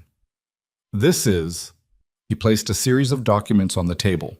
Communication records, transaction authorizations, a series of internal memos, not copies, originals, or certified reproductions of originals, each with authentication marks from the jurisdictions where they had been obtained. "These are authorization signatures for the shell company transactions," he said, "matched to an internal communication thread in which the same author discusses the specific timing of evidence delivery to immigration authorities." He paused. The author used an encrypted messaging platform. The encryption was broken 6 weeks ago by the Financial Crimes Unit of the Prosecutor's Office in 3 jurisdictions. He looked directly at Yura. "It's your writing, your specific phrasing. We had it verified by 2 independent linguistic analysts." The room was very quiet. Director Park, at the far end of the table, pushed his chair back several inches from the table. It was a small movement, almost unconscious, but everyone in the room registered it, the beginning of distance. Yura was still looking at the documents. She was still composed. Seo-jun watched her and understood, watching, that this was the most impressive thing about her. This capacity to remain composed in the moment when composition was costing everything she had. She had built something extraordinary over the past 8 months. She had built it with patience and precision, and the kind of intelligence that most people in rooms like this one would have used to construct legitimate power. Instead, she had used it to construct an intricate, carefully layered destruction of a pregnant woman who had never done anything to her except exist in a position Yura had decided should be hers. "I'd like to speak with my attorney," Yura said. "Your attorney," Jinwoo said from near the door, "is currently being questioned by the prosecutor's office regarding his role in the immigration complaint filing." He paused. "He arrived voluntarily. Apparently he's decided that cooperation is a better position than solidarity." For the first time, something moved across Yura's face that was not managed. It was brief, a fractional tightening around her eyes, a compression at the corners of her mouth. But it was real. The lawyer was the thread she had believed was secure. He had been careful. He had been paid very well to be careful. And he had walked into the prosecutor's office voluntarily, which meant the careful calculations she had made about his loyalty had been wrong, and wrong in a direction she had not prepared for. She looked at Seo-jun. "None of this changes what your wife was doing in that hotel room," she said. Her voice was still even, but the evenness had a new quality now. It was the evenness of someone changing strategy mid-conversation, abandoning one ground to defend another. Whatever my organization's financial arrangements, her brother, Seo-jun said. Yura stopped. Malachi Cross is her brother. Seo-jun kept his voice level. He was aware of his own hands on the table, flat, still, deliberately still. You knew that. You used a photograph taken at an angle that would conceal the fact that I'd met him. You knew I met him. You knew I might recognize him if the photograph showed his full face in context, so you chose the angle. Seo-jun, is must by one. You knew everything about my wife, every detail, her work patterns, her medical appointments. His voice dropped. Her doctor's schedule. The hospital administrator. He watched Yura's face. The administrator who kept postponing her appointments, who kept delaying her monitoring, who told her the clinic was overbooked for 3 consecutive weeks. He watched a new thing happen in Yura's expression. Not guilt, not fear exactly, but the face of someone who had crossed a line they had perhaps told themselves was theoretical and was now discovering it was not. An overdue monitoring appointment in a high-risk pregnancy. That's not strategy anymore. That's something else. The room was absolutely silent. I never intended, Yura started. She's in emergency surgery right now, Seo-jun said. In New Orleans. My daughter was delivered 9 weeks early this morning. His voice did not break. He would not allow it to break in this room. The doctor told me that prolonged emotional trauma and delayed monitoring in a case like hers could trigger catastrophic bleeding. He looked at Yura. My wife collapsed minutes after she landed. Several directors around the table were very still in the way of people who had just understood that the situation they were participating in had a different moral weight than they had assigned to it. Yura said nothing.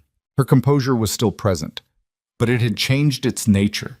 It was no longer the composure of someone managing a situation toward an outcome. It was the composure of someone who had run out of outcomes to manage toward and was standing in the wreckage trying to determine what shape it had. Malachi was looking at her with an expression that Seo-jun had not seen on him before.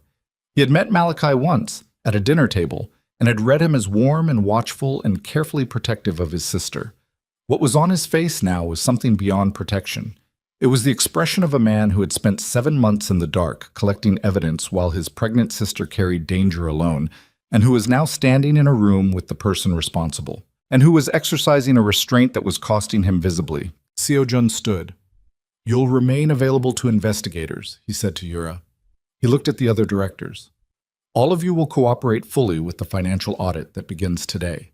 If anyone in this room has information about how evidence was planted in my wife's studio or in the Woolroom House project accounts, you will bring it to Jinwoo before end of business. He picked up the brass key from the table. The merger discussions with the Han Corporation are suspended indefinitely. He walked to the door. He stopped with his hand on the frame and looked back at the room, at the directors who were already calculating their distance from Yura, at Malachi, who was watching him with eyes that had not yet decided what they thought of him, at Jinwoo, who was standing near the wall with the expression of a man who had waited a long time for this moment and was finding it less satisfying than he'd expected. He looked at Yura last. She met his eyes. I was protecting the organization, she said. Her voice had gone very quiet. The merger would have stabilized everything. She was my wife, he said. She was the mother of my child, and you spent 8 months building a machine designed to destroy her. He looked at her for one more second. I'll spend the rest of my life making sure every consequence of that machine lands exactly where it belongs. He left. In the corridor outside, Jinwoo fell into step beside him. Neither of them spoke until they reached the elevator. The pavilion, Seo-jun said. I sent 2 men to Woolroom House this morning, Jinwoo said, before Yura's team could reach it. The compartment is intact. Whatever's inside it is still there. The elevator doors opened. We go to the house first, Seo-jun said. Then I go to the airport. Jinwoo nodded. They rode down in silence, and the silence had the quality of something that had been building for a very long time and had finally, at enormous cost, arrived at its reckoning. The pavilion floor of Woolroom House smelled of cedar and cold stone and the particular mineral quality of spaces that had been sealed for a long time. Amani had restored this room herself, had spent 3 weeks on the finish work, had refused to delegate the laying of the final floor panels, had sent the contractor home early on multiple occasions, and stayed alone with the materials and the old drawings and the specific patience of a person who understood that certain things had to be done by hand. The brass key fit the concealed lock in the floor with the precision of something made for exactly this. No resistance, no persuasion required, just the clean alignment of mechanism and intention. The compartment beneath was approximately the size of a document box. Inside it, a sealed folder, a bundled collection of physical documents, a small digital recorder. Seo-jun lifted the recorder with both hands. He pressed play. Amani's voice filled the pavilion. She had recorded this alone, at night, in the specific quiet of a house where she was the only person awake. He could hear it in the recording, the quality of the silence around her voice, the way her breathing was controlled but audible, the sound of a woman who was afraid and was managing it with the precision of someone who had spent years managing things that frightened her. She described the shell companies. She described the fake invoices. She named the accounts, the amounts, the timing.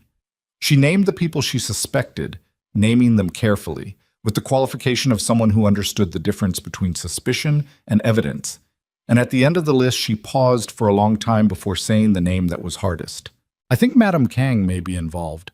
I can't prove it yet, but the authorization codes for the clinic access. I traced them back to a staff account in the Kang family legal office. And the only person who has unrestricted access to that office is... She stopped. She started again. I'm not going to name her on this recording until I can prove it, because if I'm wrong, I've destroyed something he can never get back.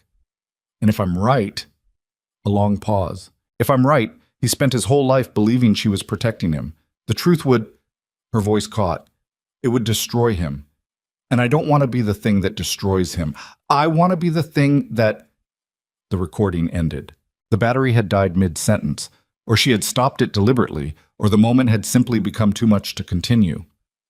Seo-jun sat on the pavilion floor of the house his wife had restored and held the recorder with the play symbol still lit on the small screen and felt something move through him that had no name in any language he spoke. Something that was grief and rage and shame all compacted into a single, dense, unbearable weight. She had protected his mother who had signed the immigration order, his mother who had authorized the clinic access, his mother who had sat at the end of the table with her hands folded and her face arranged into the expression of a woman who had already won something, and Amani had known, had suspected, had traced the authorization codes, had stood on the edge of the truth, and had chosen not to put his mother's name on a recording because she was afraid it would destroy him. Outside the pavilion, Jinwoo's phone rang. Jinwoo stepped to the doorway and answered it, and listened for perhaps 30 seconds.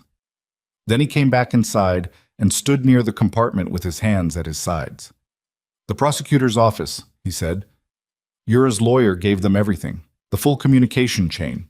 It includes correspondence with a third party who provided the authorization codes for the clinic access and co-signed the immigration complaint. Seo-jun looked up. Jinwoo held his gaze. Your mother's name is on the correspondence, he said. Her personal authorization signature, not a staff account, not a forgery. A pause. Hers. The hospital exit led out onto a side street where two of the cars from Seo-jun's New Orleans security detail were parked. Not conspicuously, not in a way that announced their purpose. Just two dark sedans at the curb that happened to have men inside them who happened to be watching the street with the specific quality of attention that had nothing to do with being parked. Seo-jun came through the door at a pace that was not quite running because running in a hospital exit attracted the wrong kind of attention, but it was the pace of a man who had made a calculation and was executing it without hesitation. The nearer of the two drivers was out of the car before Seo-jun reached the curb. Copy shop on Magazine Street, Seo-jun said. Now. He got in the back. The driver was in the front before the door closed. The second car pulled out behind them without being told. Seo-jun's phone buzzed. Jin Woo. Plate comes back to a rental. Rented yesterday under a name that doesn't exist. They planned this before Yura was formally charged. He typed back, Who authorized the rental? Jin Woo. Credit line traces to a subsidiary of the Han family holding network. one that wasn't in Malachi's original financial map. Seojun stared at this for a moment. A subsidiary that wasn't in Malachi's map meant a subsidiary that had been kept separate, deliberately, carefully, with the specific foresight of someone who had anticipated that the primary network might be exposed and had built a secondary layer beneath it that would survive the exposure. Someone who had been planning not just the operation, but the operation's failure state. Someone who had thought further ahead than Yura herself, which meant someone above Yura in the decision chain who had not yet appeared in the investigation. He called Jin Woo. The subsidiary, he said the moment Jin Woo picked up. Who controls it? Still running the trace. The registration is layered. 3 shell entities before you reach a human signature. How long? 20 minutes minimum. The jurisdictions don't cooperate fast. I need it in 10. I understand what you need. Jin Woo's voice had the flat precision of a man operating at the edge of what was possible and not interested in acknowledging the edge. I'm working it. The car turned onto Magazine Street. Seojun saw the copy shop from a block away. A narrow-fronted store with a bright sign and a window full of equipment, the kind of place that did exactly what its name promised, and nothing else. He saw Malachi through the window, standing at the counter with his document case open, talking to a clerk. He saw the 2 men on the sidewalk outside, not together, not obviously coordinated, positioned on opposite sides of the shop entrance with the careful spacing of people who had been told to look unrelated and had done a professional enough job of it that most pedestrians walking past would register them as simply 2 men waiting, one checking his phone, one looking at the street. Seojun had spent 20 years learning to read the difference between men who were waiting and men who were positioned. These were positioned. Stop here, he said. The car stopped half a block from the shop. The second car pulled alongside and the driver's window came down. Seojun looked at the man behind it, one of Jin Woo's people, sent ahead from Seoul 3 days ago when the situation in New Orleans had clarified into something that required a physical presence. 2 outside the entrance, Seojun said. 3rd vehicle 2 blocks east, circling. The 2 outside are watching the exit. They're waiting for him to come out with the files. He looked at the copy shop window. Malachi had finished at the counter. He was organizing documents back into his case. He would be at the door in 2 minutes. I need the 2 outside moved away from the entrance before he walks out. Quietly. No escalation. The driver looked at him. Moved how? However it takes? He met the driver's eyes. But no escalation. We are 3 blocks from a hospital. We are 3 blocks from my wife and my daughter. Nothing happens on this street that brings police here in the next 20 minutes. The driver nodded. He and his partner got out of the car. Seojun got out of his car. He did not go to the copy shop entrance. He went to the narrow alley beside the building, a service access, barely wide enough for a delivery cart, running between the copy shop and the dry cleaner next to it, and positioned himself at the corner where he could see the entrance without being visible from the street. He watched. Jin Woo's 2 men moved with the practiced ordinariness of people who had learned that the most effective concealment was simply behaving like they belonged to the space they were moving through. They split without appearing to split, one angling toward the man checking his phone, the other drifting toward the man watching the street. Not converging, not surrounding, just 2 separate pedestrian trajectories that happened to end in conversations. Seojun watched the man checking his phone register the approach and make the calculation. Escalate or disengage. The calculation took approximately 3 seconds. The man checked something in his peripheral vision, looking for backup positioning, finding it absent or uncertain, and then the specific loosening in his posture that meant he had decided this was not the moment for escalation. He walked away. The second man's conversation lasted a few seconds longer, visible from Seojun's position as a brief, close exchange with the quality of 2 people determining where they stood relative to each other and concluding they did not want to find out the specifics. Then the second man also walked. The copy shop door opened. Malachi came out with his document case under one arm and his phone to his ear, walking with the focused urgency of a man who had been told to move fast and had taken the instructions seriously. He looked left, looked right, registered the absence of the 2 men who had presumably been visible to him through the shop window, and his pace didn't slow, but something in his face sharpened. He saw Seojun at the alley entrance. He came directly to him. Jin Woo called me, Malachi said. His voice was low and fast. He said, intercept attempt. How many? 2 outside, a 3rd circling 2 blocks east. The 3rd one still out there? Yes. Malachi looked at the street. He was thinking fast. Seojun could see it, the way his eyes moved over the available information and organized it. I have certified copies of everything in here. He tapped the document case. The originals are with your man Jin Woo in Seoul. He took custody this morning with the prosecutor's office there. These copies are for the New Orleans filing, which, he checked his watch, closes in 68 minutes. How far is the prosecutor's office from here? 12 minutes by car. I called ahead. Someone is meeting me at the entrance. He looked at Seojun. The third vehicle is the problem. If they're circling, they're watching the street exits. I know. If they see me get into a car, they'll follow, Seojun said, and the street between here and the prosecutor's office gives them 2 minutes of opportunity. Malachi looked at him.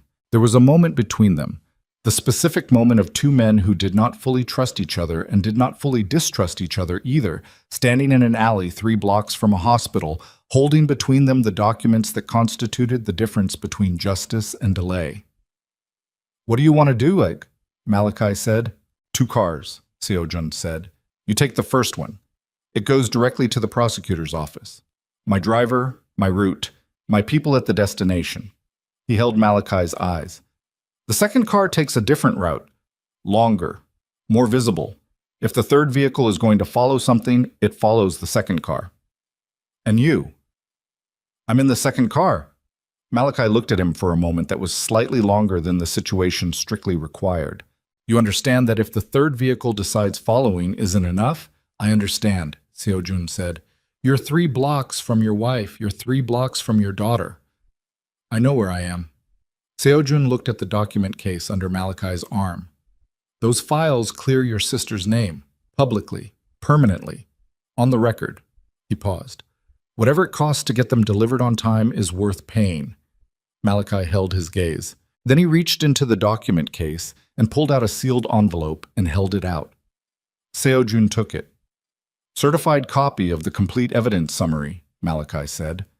Everything compressed into the key documents, the forged medical report, the communication chain, the financial map, the authentication signatures. He paused. If something happens to me before I reach the office, that envelope contains enough to establish the case without the full filing. Seojun looked at the envelope. He looked at Malachi. Nothing is going to happen to you, he said. Get in the first car. Malachi looked at him one more time. Then he walked toward the first car without looking back, the document case tight under his arm, moving with the focused, deliberate pace of a man who had spent 11 years building toward this moment, and was not going to be stopped 3 blocks from delivering it. Seojun put the sealed envelope inside his jacket. He got in the second car. Go, he said. Main Street, slow enough to be seen. The car pulled out. In his side mirror, 40 seconds later, he saw the third vehicle, a dark SUV, rental plates, pull away from its circling position and fall in behind them. His phone buzzed. Jinwoo. Subsidiary trace complete. Human signature at the end of the chain, Han Byung-chul. Han Yura's uncle. Primary financial architect of the Han family network. Seojun read this twice. Han Byung-chul was not a name that appeared in any of the investigation documents. He was not a name that appeared in any of the boardroom conversations or the evidence Malachi had compiled or the communication chain that Yura's lawyer had provided to the prosecutor. He was, Seojun knew from his own intelligence files, the man who had built the Han family's financial structures across 3 decades, the person behind the visible people, the architect who never appeared in the foreground because he had designed his own invisibility into the system from the beginning. He typed back, forward to prosecutor's office in Seoul and New Orleans simultaneously. Now, don't wait for me. Jinwoo, already sending. Seojun put his phone in his pocket. The SUV was 2 cars behind them, maintaining its distance with the specific patience of a vehicle that was not trying to close the gap yet. Content to track, waiting for the right geometry of street and opportunity. Seojun looked out the window at New Orleans passing, the shotgun houses, the old oaks, the afternoon light doing what afternoon light did in this city, turning everything amber and slightly unreal. The light of a place that had been rebuilt so many times, it had developed an aesthetic relationship with its own impermanence. Imani had loved this city before she loved Seoul. She had told him once that New Orleans had taught her something that most American cities hadn't, that beauty and damage were not opposites, but collaborators, that the most interesting structures were the ones that had survived things they weren't built to survive and bore the evidence of that survival in their materials. She had been describing buildings. She had also been describing herself. She had also, he understood now, been describing what she was trying to build with him. His phone buzzed. A number he didn't recognize. New Orleans area code. He answered. "Mr. Kang." A woman's voice, professional, clipped. "This is Assistant Prosecutor Dana Reeves. I have Malachi Cross in my office. He's indicated you may have a secondary evidence packet and that your current location involves an active surveillance situation." "That's accurate," Seojun said. "I need to ask you directly. Are you in physical danger?" He looked in the side mirror. The SUV was still there, still 2 cars back, still patient. "Not yet," he said. "I'm going to put you on hold for 30 seconds, the prosecutor said. "I'm making a call." She put him on hold. He watched the mirror. The SUV maintained its distance. The prosecutor came back. "I have a patrol unit 2 minutes from your current location. I need you to tell me your exact street," he told her. "Stay in the vehicle. Do not engage with whoever is following you. The patrol unit will establish a visible presence. If they're professionals, that ends the follow." A pause. "And Mr. Kang, the evidence package your brother-in-law just delivered is more than sufficient for the filing. Whatever is in that envelope you're carrying is supplementary. Your physical safety is not worth an evidence supplement." "It's not supplementary," he said. "It's a trail that leads to Han Byung-chul." A silence. "Say that name again?" she said. He said it again. Another silence, longer this time. He could hear her thinking, or not thinking, processing, reorganizing everything she knew about the case around a new central figure. "Where did you get that name?" she said. "My investigator, Seoul-based. He's already forwarding documentation to both your office and the Seoul prosecutor simultaneously. Han Byung-chul is—" She stopped. "He's been on a separate federal watch list for 18 months, completely unconnected to this case, or so we thought." Another pause. "If he's the financial signature behind the subsidiary that funded this intercept attempt, then Yura's operation wasn't the primary operation," Seojun said. "It was the visible layer." The patrol car came around the corner ahead of them at that moment. Not lights, not siren, just a marked unit pulling into a natural position in the flow of traffic that happened to place it directly in the SUV's line of sight. In the mirror, Seojun watched the SUV slow further, then make a right turn at the next intersection and disappear from the mirror entirely.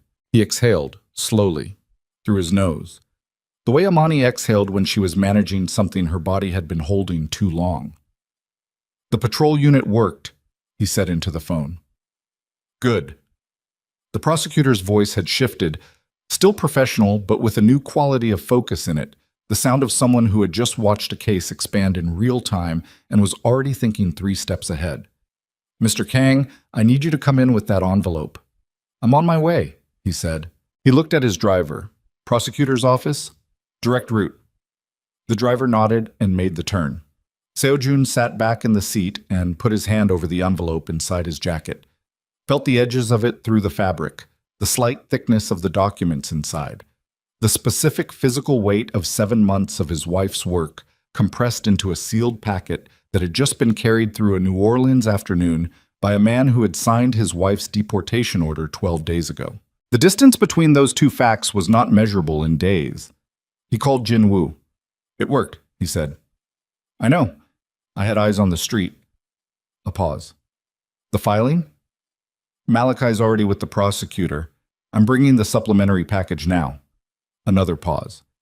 "The Han Byung-chul documentation. Make sure the Seoul filing includes his full financial network. Everything, not just the subsidiary connection. Everything." "It's already in the package," Jinwoo said. "I've been building that file for 6 days." Seojun was quiet for a moment. "You knew about Byung-chul 6 days ago." "I suspected. I wanted confirmation before I gave you a name that would require a response." A brief pause. "I know how you respond to names." Seojun looked out the window. "Good call," he said. He ended the call. The prosecutor's office was a gray building on a gray street that had the functional solidity of a place that understood its own purpose and had no interest in architectural expression. Seo Jun was met at the entrance by a paralegal who had clearly been waiting for him and who led him through the building with the wordless efficiency of someone following specific instructions. The elevator, a corridor, a conference room where Malachi was sitting across a table from Assistant Prosecutor Dana Reeves, who was in her late 40s, compact, with the look of someone who had made a decision about her own authority early in her career and had never revisited it. She looked at Seo Jun when he came in. He sat down across from her and took the envelope from inside his jacket and placed it on the table. She looked at it. She looked at him. "Mr. Kang," she said, "I've spent the last 20 minutes reading through what your brother-in-law delivered. And I've spent the last 4 minutes reading an email from my counterpart in Seoul about Han Byung-chul." She placed her hands flat on the table. "I need to understand the full scope of what you're giving me before I open that envelope. Because if it connects to the federal watch list case the way it appears to connect..." She paused. "This is no longer just a fraud and conspiracy case." "I understand what it is," Seo Jun said. "Do you understand that your own organization's financial records are going to come under additional scrutiny if Byung-chul's network connects to yours?" "My organization's legitimate financial records can survive any scrutiny." He held her eyes. "The criminal operations that ran through my organization were not sanctioned by me and were conducted by people who are now either in custody or cooperating with your office. I'm aware that distinction requires proving rather than asserting." He paused. "Which is why I'm sitting in your office at 4:47 in the afternoon, delivering evidence rather than not delivering it." Reeves looked at him for a long moment. Then she looked at Malachi. Malachi had been quiet since Seo Jun came in, watching, with the expression of a man who had been watching Kang Seo Jun for the past 10 days and was continuously updating his assessment. He looked at his brother-in-law now with an expression that was not warm and was not cold and was not yet decided. He gave the prosecutor a small nod. She opened the envelope. She read for 6 minutes without speaking. The room was very quiet. Outside, the sounds of the building, the hum of HVAC, a distant phone ringing, footsteps in the corridor, continued their ordinary operations.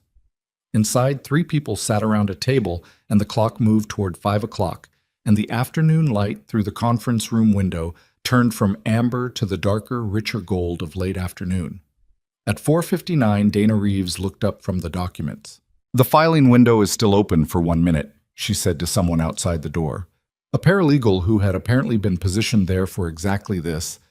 "Get these into the system. Now." She looked at Seo Jun. "Han Byung-chul is going to have a very difficult week," she said. Seo Jun said nothing. "Your wife's name will be formally cleared in both jurisdictions within 48 hours, she continued. "The public filing will be explicit. Every accusation, every charge, every implication, all of it reversed on the record." He nodded. "Mr. Kang." She studied him with the specific attention of a prosecutor who had learned to read people through their documentation before she read them in person, and who was now comparing the 2 readings. "I need to ask you something outside the scope of this case." He waited. "Your organization," she said. "The criminal side. Not the development company. The actual organization." She paused. "What are your intentions?" The question sat at the room with the weight of a question that had been building since before he walked through her door.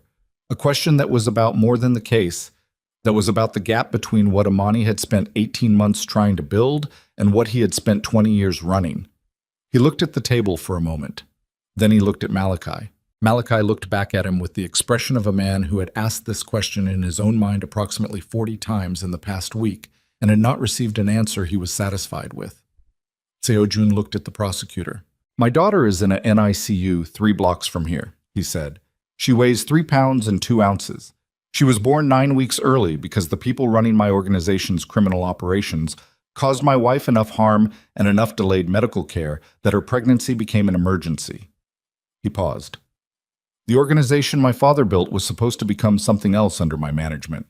It didn't. I made choices that kept it what it was, and I told myself those choices were necessary, and I let the necessary become an excuse for not doing the harder thing." He looked at Reeves steadily. "I'm not going to sit in your office and make you a promise I don't know if I can keep. What I can tell you is that my daughter is going to grow up knowing what her mother stood for. And I'm going to spend whatever time I'm given making sure she doesn't have to be ashamed of what her father did." Reeves held his gaze. "That's not an answer," she said. "No," he said. "It's not." She was quiet for a moment. Then, "The filing is complete. You're free to go." He stood. Malachi stood. They walked out of the conference room together, down the corridor, into the elevator. The doors closed. The elevator moved downward. Neither of them spoke for the first 2 floors. Then Malachi said, "For what it's worth." Seojun looked at him. "The past 10 days. Malachi was looking at the elevator doors. "The way you've been at that hospital, the way you talked to my mother, the way you handled the street today." He paused. "It's not enough. Not even close. But it's not nothing either." The elevator opened. They walked out into the lobby. Through the building's glass entrance, the New Orleans afternoon was burning itself out in the specific spectacular way of Louisiana late light. The sky going orange and purple, and the shadows long and the whole city lit from the side like something being examined rather than observed. "I need to get back to the hospital," Seojun said. "I know," Malachi said. They walked through the doors. Outside, Seojun stopped on the sidewalk and looked at the sky for a moment, at the specific, extravagant dying of the afternoon light over a city that had been rebuilt so many times that rebuilding was encoded in its character, in its music, in the way its people carried damage without letting it become definition. His phone buzzed. A text from the NICU nurse. "Baby's oxygen saturation improved significantly in the last hour. Doctor very pleased. She's fighting hard." He read it twice. He put his phone in his pocket. He looked at Malachi. "She's doing better," he said. Malachi closed his eyes for a moment. Just a moment. Then opened them with the expression of a man recalibrating every muscle in his face towards something he wasn't going to let himself fully feel yet, because the situation wasn't resolved enough to afford it. "Good," he said. His voice was rough on the word. "That's good." They got in the car. The driver pulled into traffic. 3 blocks away, in a NICU room on the 4th floor of University Medical Center, Ariel Kang was reaching her hands into the air of her incubator with the absolute committed persistence of something that had decided it was going to stay. And on the other side of the plexiglass, her mother was watching her with eyes that had been through everything and were still open. And in the hospital's corridor outside, walking back from the elevator with his jacket over his arm and the prosecutor's receipt folded in his breast pocket, Kang Seojun moved through the building toward his wife and his daughter with the specific quality of a man who had run out of things to hide behind and was walking, for the first time in a very long time, in plain sight. The 48 hours after the prosecutor's filing were the quietest Seojun had experienced in 20 years of running an organization that did not believe in quiet. He spent them in the hospital, not performing presence, not sitting in the corridor with his phone managing the organization's response to the investigation, not holding meetings in the waiting room, not conducting the kind of visible vigil that was really a demonstration of concern rather than the thing itself. He simply stayed. He learned the NICU schedule and adapted to it. He learned which nurses preferred silence during their rounds and which ones talked through their work, and found both kinds easier to be around than he expected. He learned that Ariel's oxygen saturation improved consistently between 6 and 8 in the morning, something in the shift change, the nurses theorized, the subtle difference in ambient noise level, and he was there every morning at 5:50 to watch it happen. He brought Amani coffee at 7 each morning, not from the hospital cafeteria. From the cafe 4 blocks away that her mother had pointed him toward on the second day, the one that had been on the same corner since before the flood, that made coffee the way the neighborhood made everything, with the specific commitment of people who understood that consistency was its own form of devotion. He wrote her name on the cup. He had been writing her name on cups for 2 years. He had never stopped, even when he had no right to, even when the cup was sitting on a bedside table in a hotel room that had already been paid for by an organization intent on removing her from the country.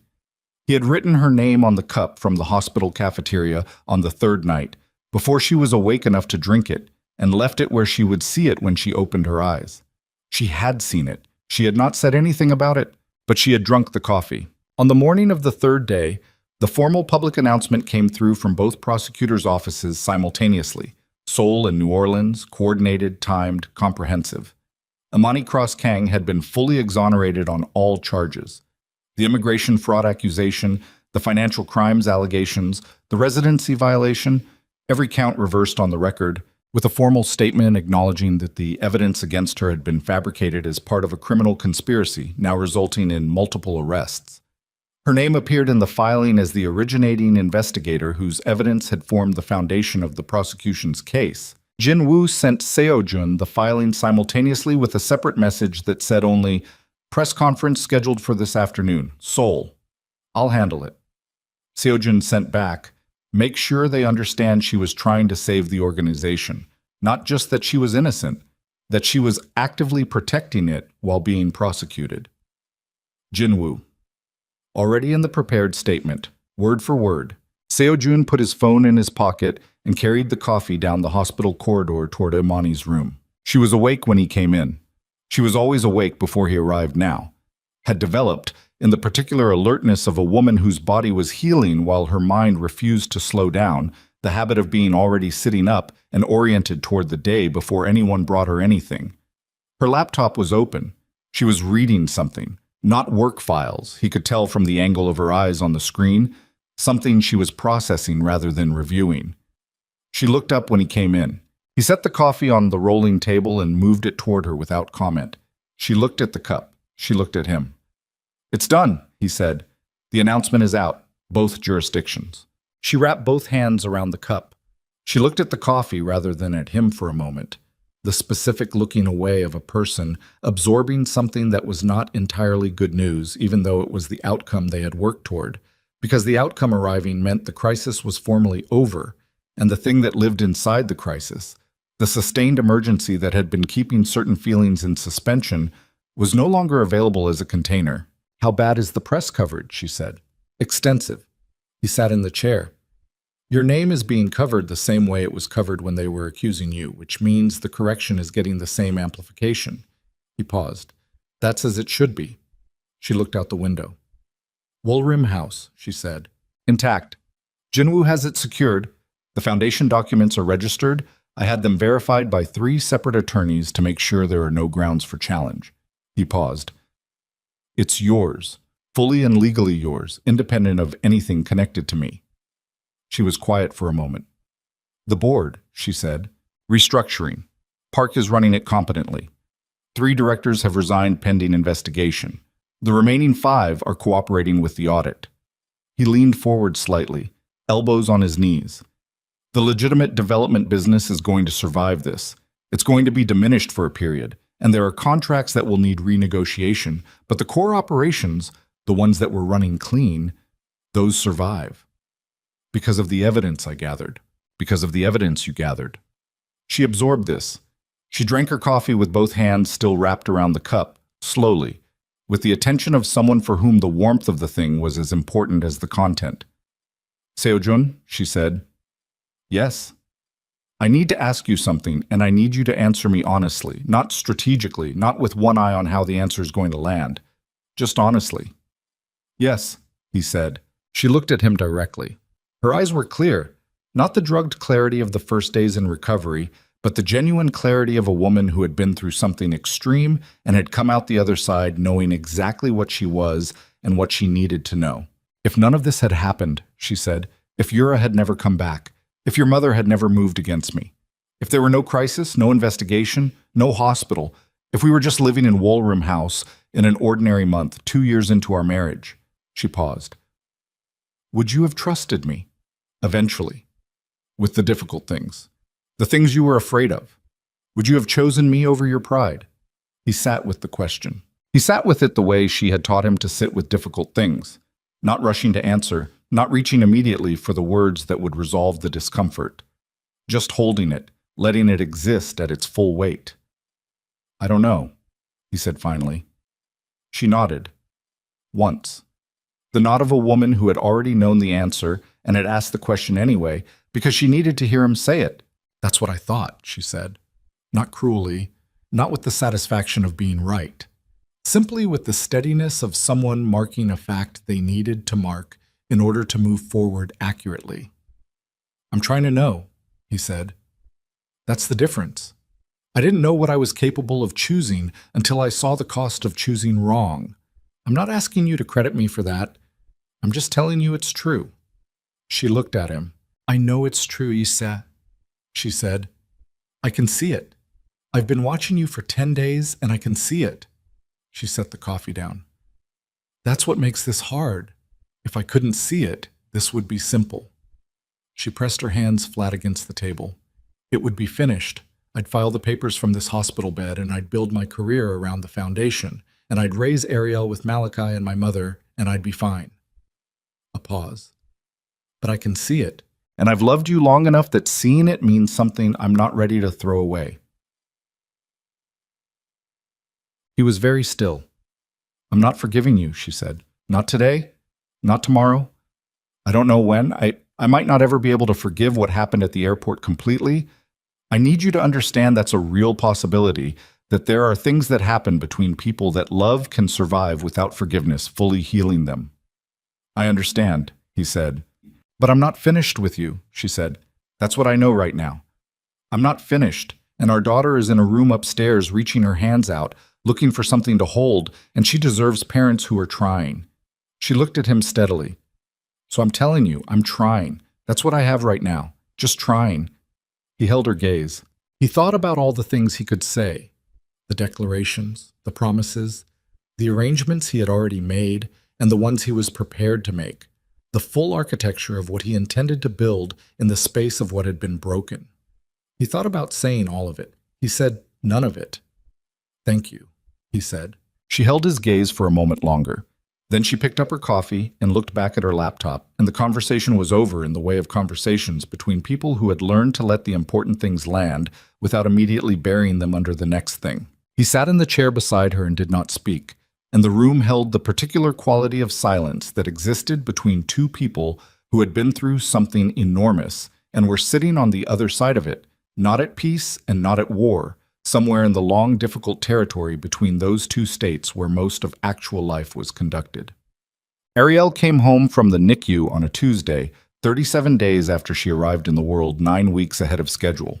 She weighed 5 pounds and 1 ounce, which the neonatologist described as remarkable for her gestational age and circumstances, and which Loretta Cross described as exactly what she expected from a child who had chosen, apparently, to be dramatic about her arrival, but was going to be perfectly fine once she committed to being here. Imani carried her out of the hospital. She had insisted on this.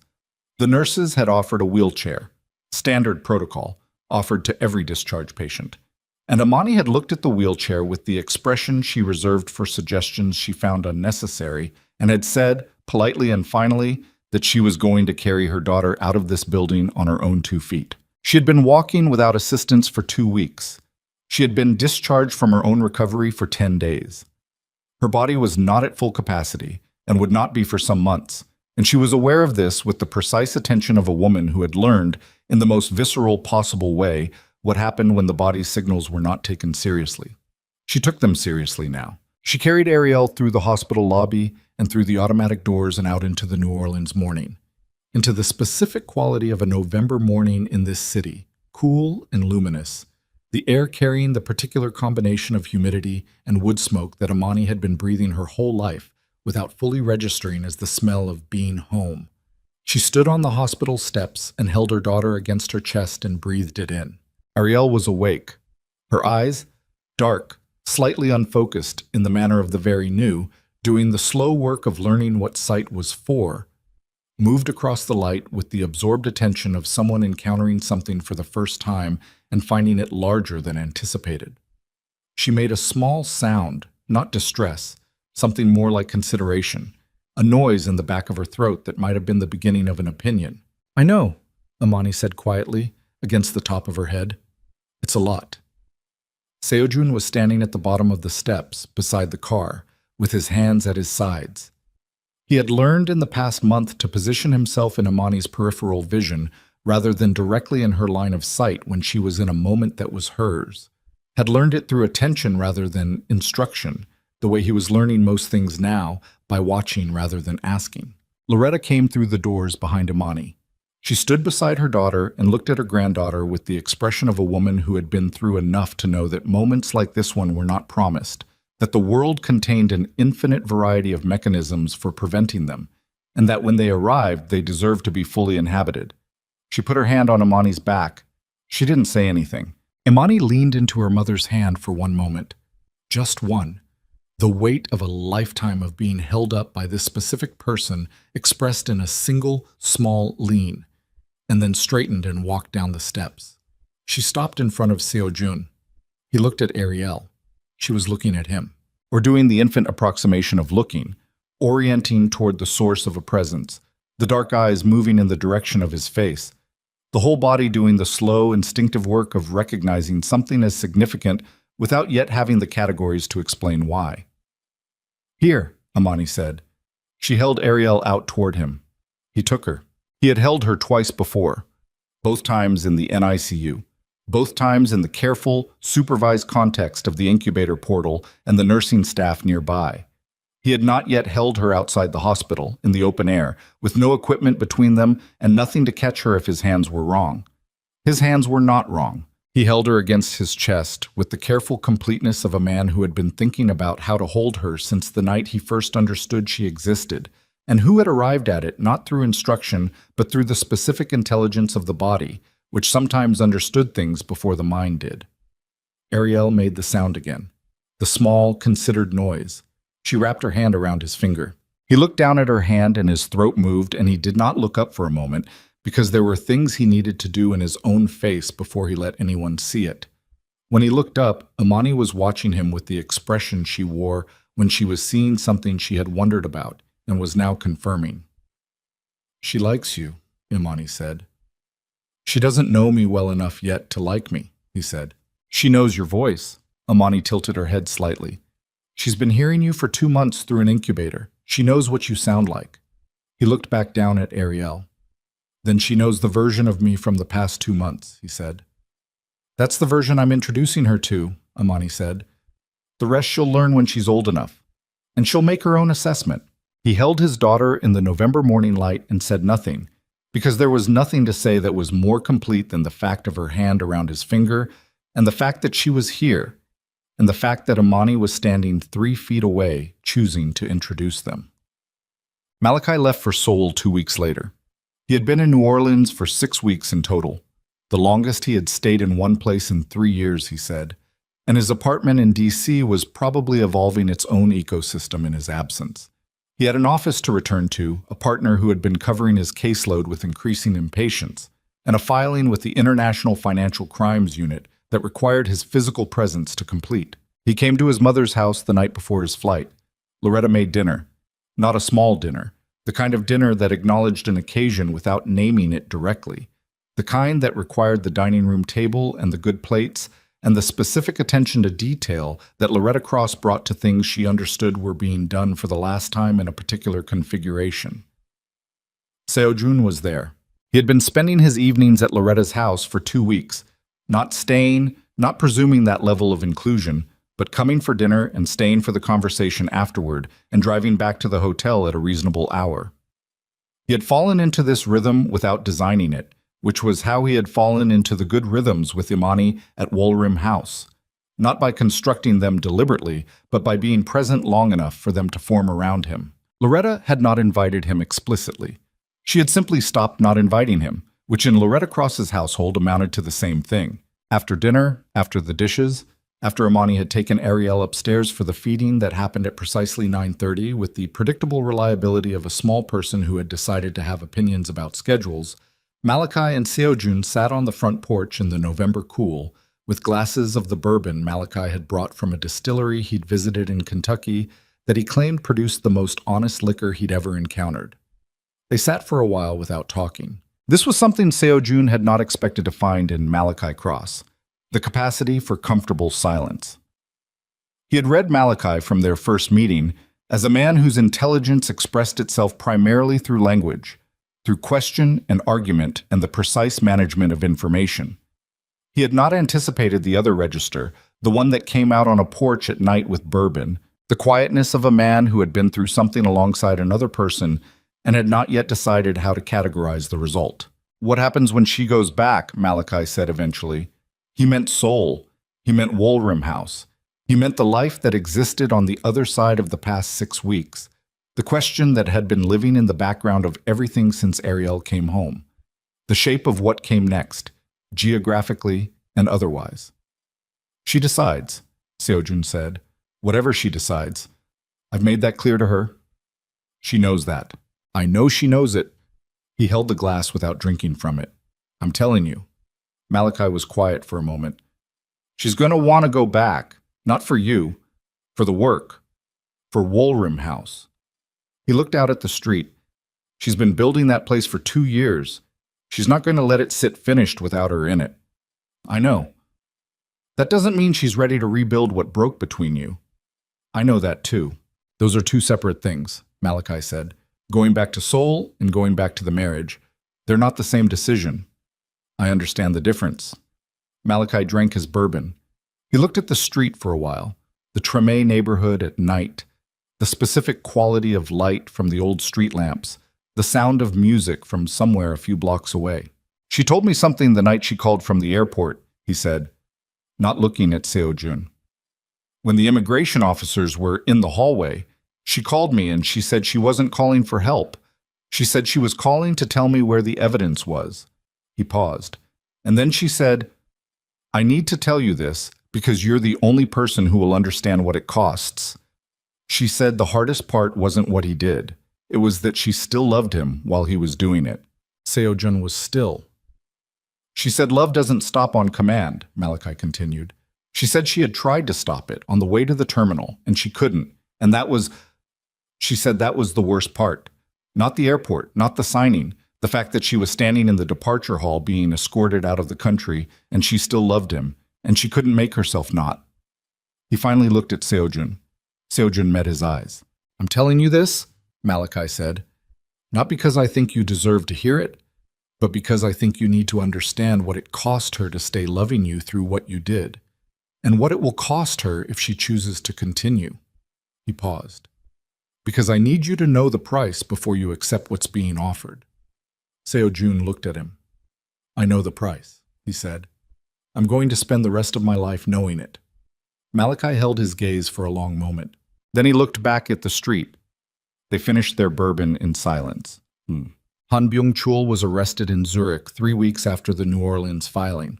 He had been in Switzerland for 11 days by the time the international warrant reached the local authorities, long enough to have moved significant funds through the secondary network that Jin Woo's trace had uncovered, not long enough to have made them disappear entirely.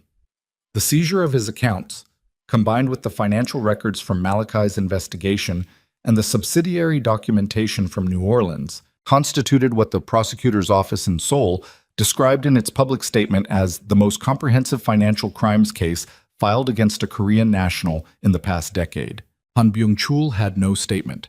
His attorney issued something that contained the words in unsubstantiated and politically motivated and full cooperation with appropriate authorities, which was the language of a defense that had not yet decided which version of cooperation would cause the least damage and was buying time. It did not buy enough. Yura's sentencing came 4 months after her arrest. The charges: conspiracy, financial fraud, evidence fabrication, witness intimidation, criminal endangerment, carried combined penalties that her attorneys had spent 4 months attempting to reduce through cooperation agreements, character references, and the argument that the endangerment charge exceeded the scope of her demonstrable intent. The judge rejected the last argument in language that was, for judicial writing, unusually direct. Intent to cause harm and recklessness about harm were not distinguishable when the predictable consequence of authorized actions was the medical compromise of a pregnant woman in a high-risk condition. The sentence was 12 years. Jinwoo texted Seojun the moment the verdict came through. Seojun was in the Wolrim House courtyard when the text arrived. He was standing near the persimmon tree, which had, with the approach of spring, begun producing the preliminary signs of new growth, small buds at the ends of the bare branches that were barely visible, but definitively present. He read the text. He typed back, "Tell Malachi." Jinwoo. Already did. He says Imani knows. Seojun put his phone in his pocket and stood with his hand resting lightly on the bark of the persimmon tree, and looked at the courtyard, at the restored western face, the east corridor connection, the stone bench, the pavilion with its new floor and its empty compartment, at the whole recovered, rebuilt, patiently reconstructed space that Amani had spent 2 years making out of something that had been falling apart.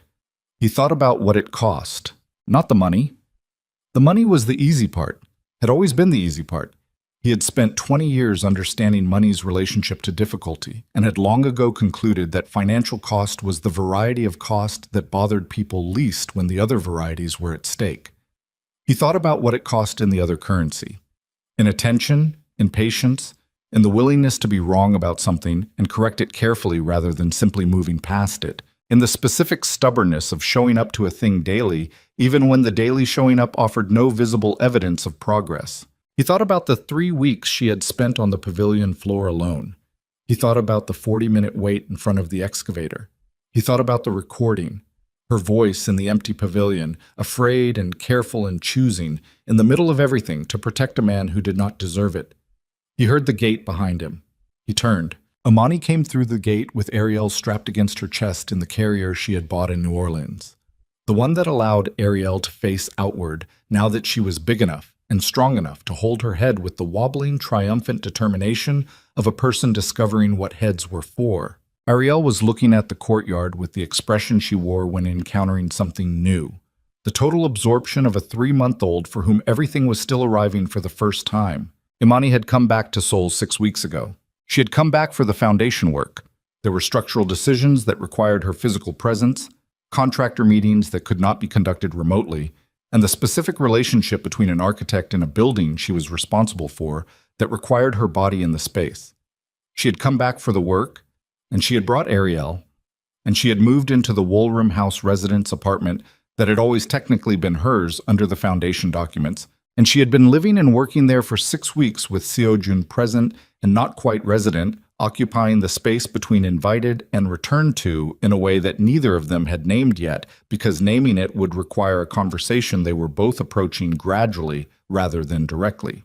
She saw him at the tree. She came across the courtyard and stood beside him, and they both looked at the new growth on the branches for a moment. Ariel looked at it too. Her eyes tracked the slight movement of the buds in the early spring breeze with the focused intensity she brought to anything that moved. She was going to be, Loretta had declared with the confidence of a woman making a diagnosis, someone who paid attention, the kind of person who noticed things. The verdict came through, Amani said. I know, Jinwoo told me. She was quiet for a moment. 12 years, she said. Yes. She looked at the tree. Is that enough? It was not a question with a clean answer, and they both knew it. Enough for what? For the weeks in the hospital, for the surgery, for the months of calculated diminishment, for Ariel's early arrival and the 37 days in the NICU, and the specific variety of damage that happened to a person when the structure they had believed in was used as a weapon against them. The legal system had provided an answer that was the legal system's answer, which was the only answer it was capable of providing, and it was not nothing, and it was not everything. No, he said, but it's what the law can do. She nodded. Ariel made a sound, the specific conversational sound she made when she had determined that the adults around her had been quiet long enough and she had opinions she wished to register. She was developing, at 3 months, a personality that was already legible, opinionated, alert, deeply interested in faces, and possessed of an extremely clear sense of when she was not being given sufficient attention. Amani looked down at her. I know, she said to Ariel. We're having a conversation. Ariel looked at her with the expression that said this explanation was acknowledged, and the timeline for its resolution should be short. Seo-jun looked at his daughter's face. He looked at it the way he had been looking at it since she came home from the hospital, with the specific quality of attention he was learning to bring to things he wanted to understand rather than manage, things that deserved to be seen rather than assessed. He had been relearning this quality of attention for months, with difficulty, because he had spent 20 years developing the opposite habit. And habits at that depth of installation did not reverse quickly or cleanly, but he was learning. She has your expressions, he said. She has your jaw, Amani said. Nobody wants that. Amani looked at him.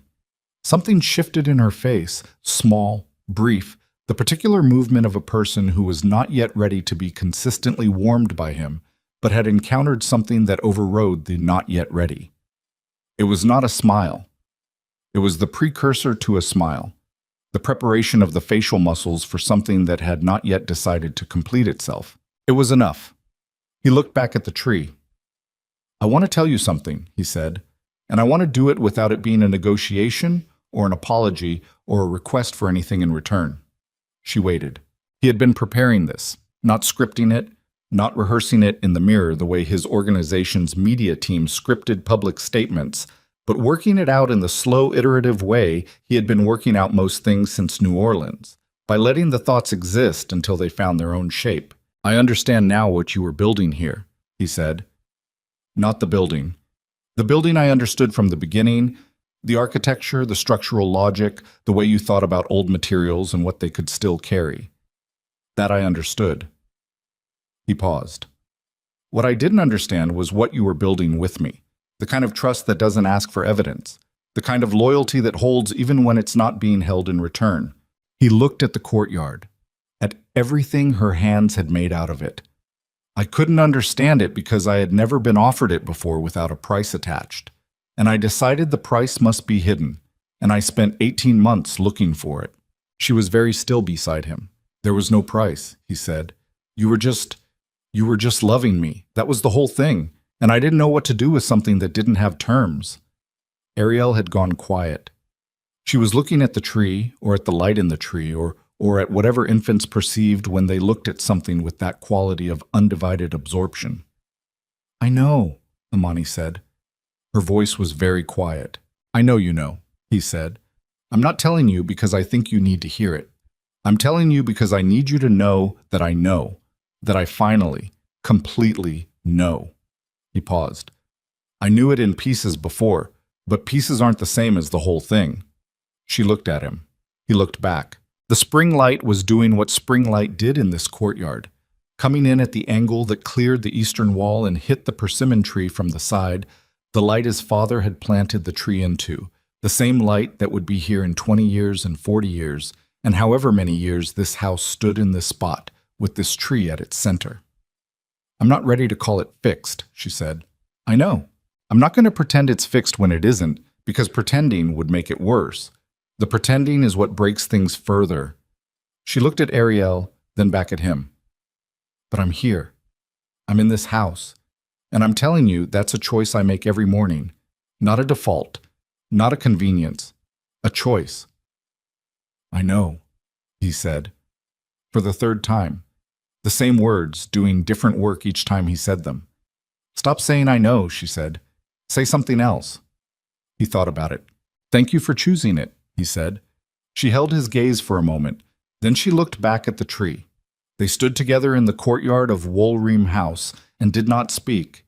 And Ariel looked at the new growth on the persimmon branches with her total absorptive attention, and the light moved across the stones of the courtyard the way light had been moving across them for a very long time. What? The press conference happened 5 months after the New Orleans filing. It was Seojun's idea, and his insistence and his composition. He had written the statement himself, had refused the version his communications team prepared, had sat with Jin Woo for 3 hours rewriting it until it said exactly what he meant rather than what was advisable. He stood behind the podium in the Kang organization's official conference room with cameras from 12 outlets and the knowledge that the footage would be archived permanently and would follow his public record for as long as there was a public record. He did not have notes. He had memorized it, not because it was a performance, but because reading from paper created a distance between speaker and statement that he was not willing to create for this particular statement. He said, "My wife, Imani Cross Kang, spent 18 months inside this organization's projects, identifying a criminal conspiracy that was draining our funds, corrupting our legitimate operations, and positioning fabricated evidence against her to ensure she could not expose it. She did this without my knowledge, without my support, and ultimately without my trust. Because I failed to extend to her the trust she had earned and continued to earn in the period when I withdrew it. She was removed from this country based on evidence I now know was deliberately manufactured to deceive me. I signed the document authorizing her removal. I did this because I was deceived, And I did this because my pride allowed me to be deceived. And the distinction between those two causes matters to me because the second one is mine to own.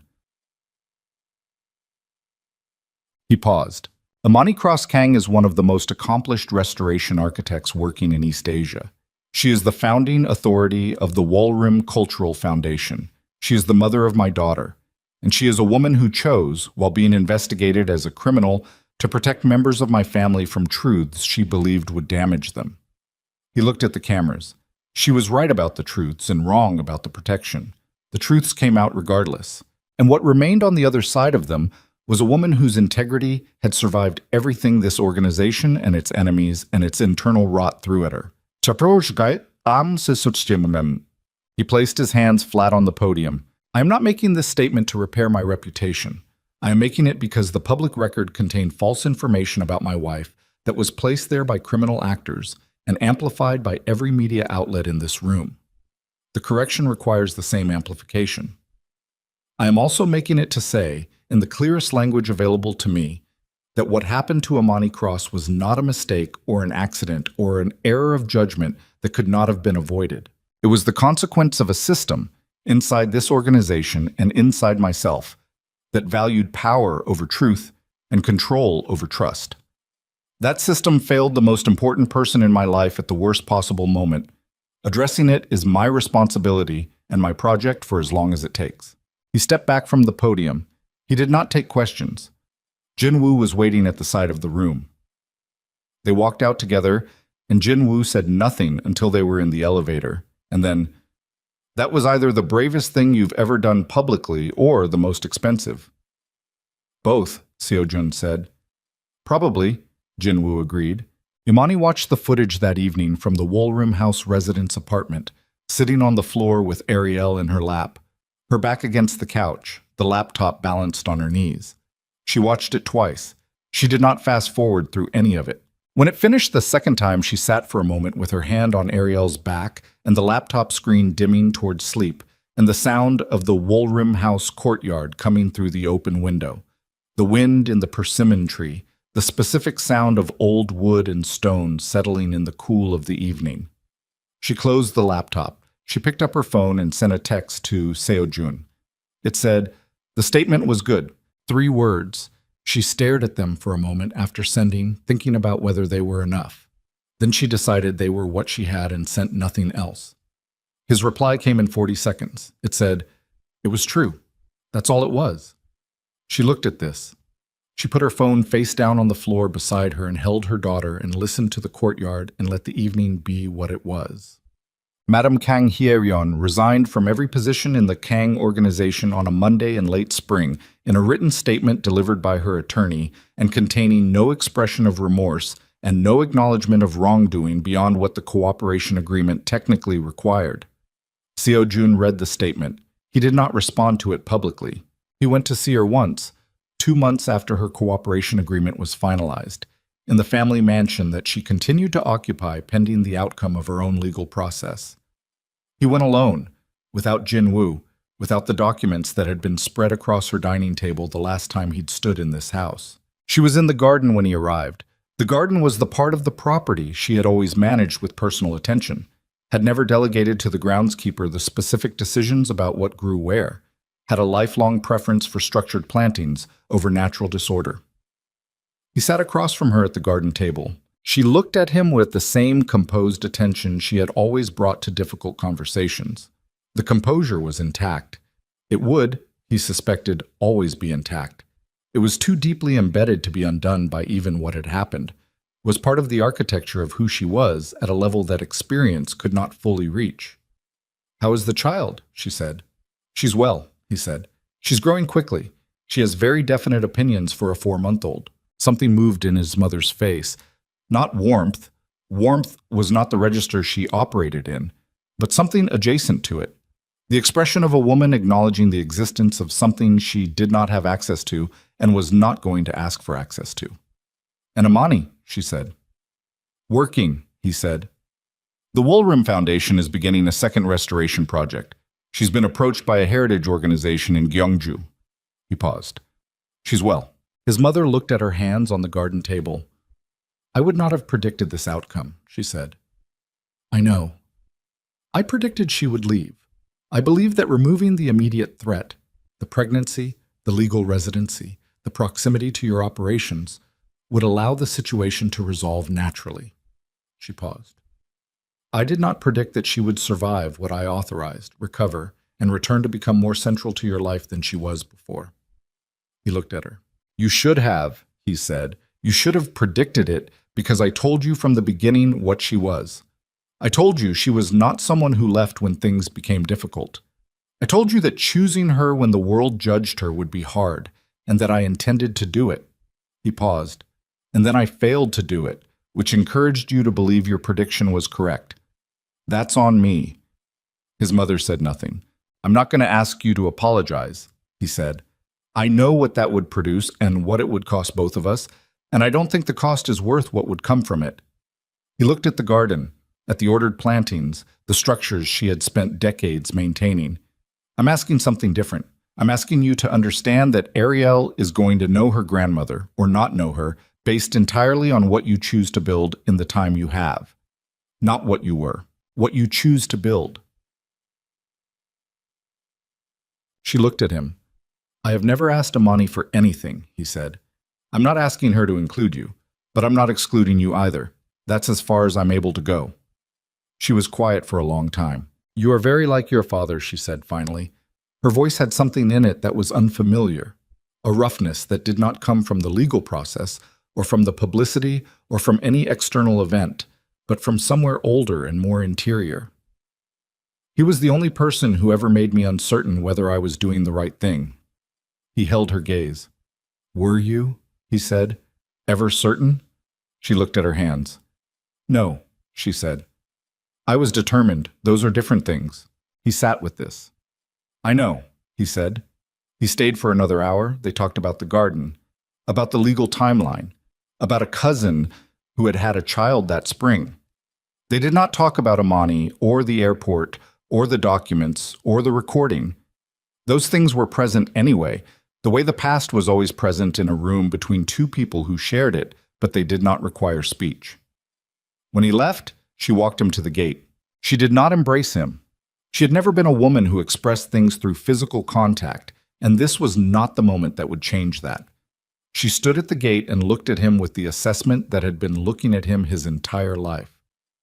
Bring her sometime, she said. The child. He looked at her. I'll talk to Amani, he said. He walked to the car.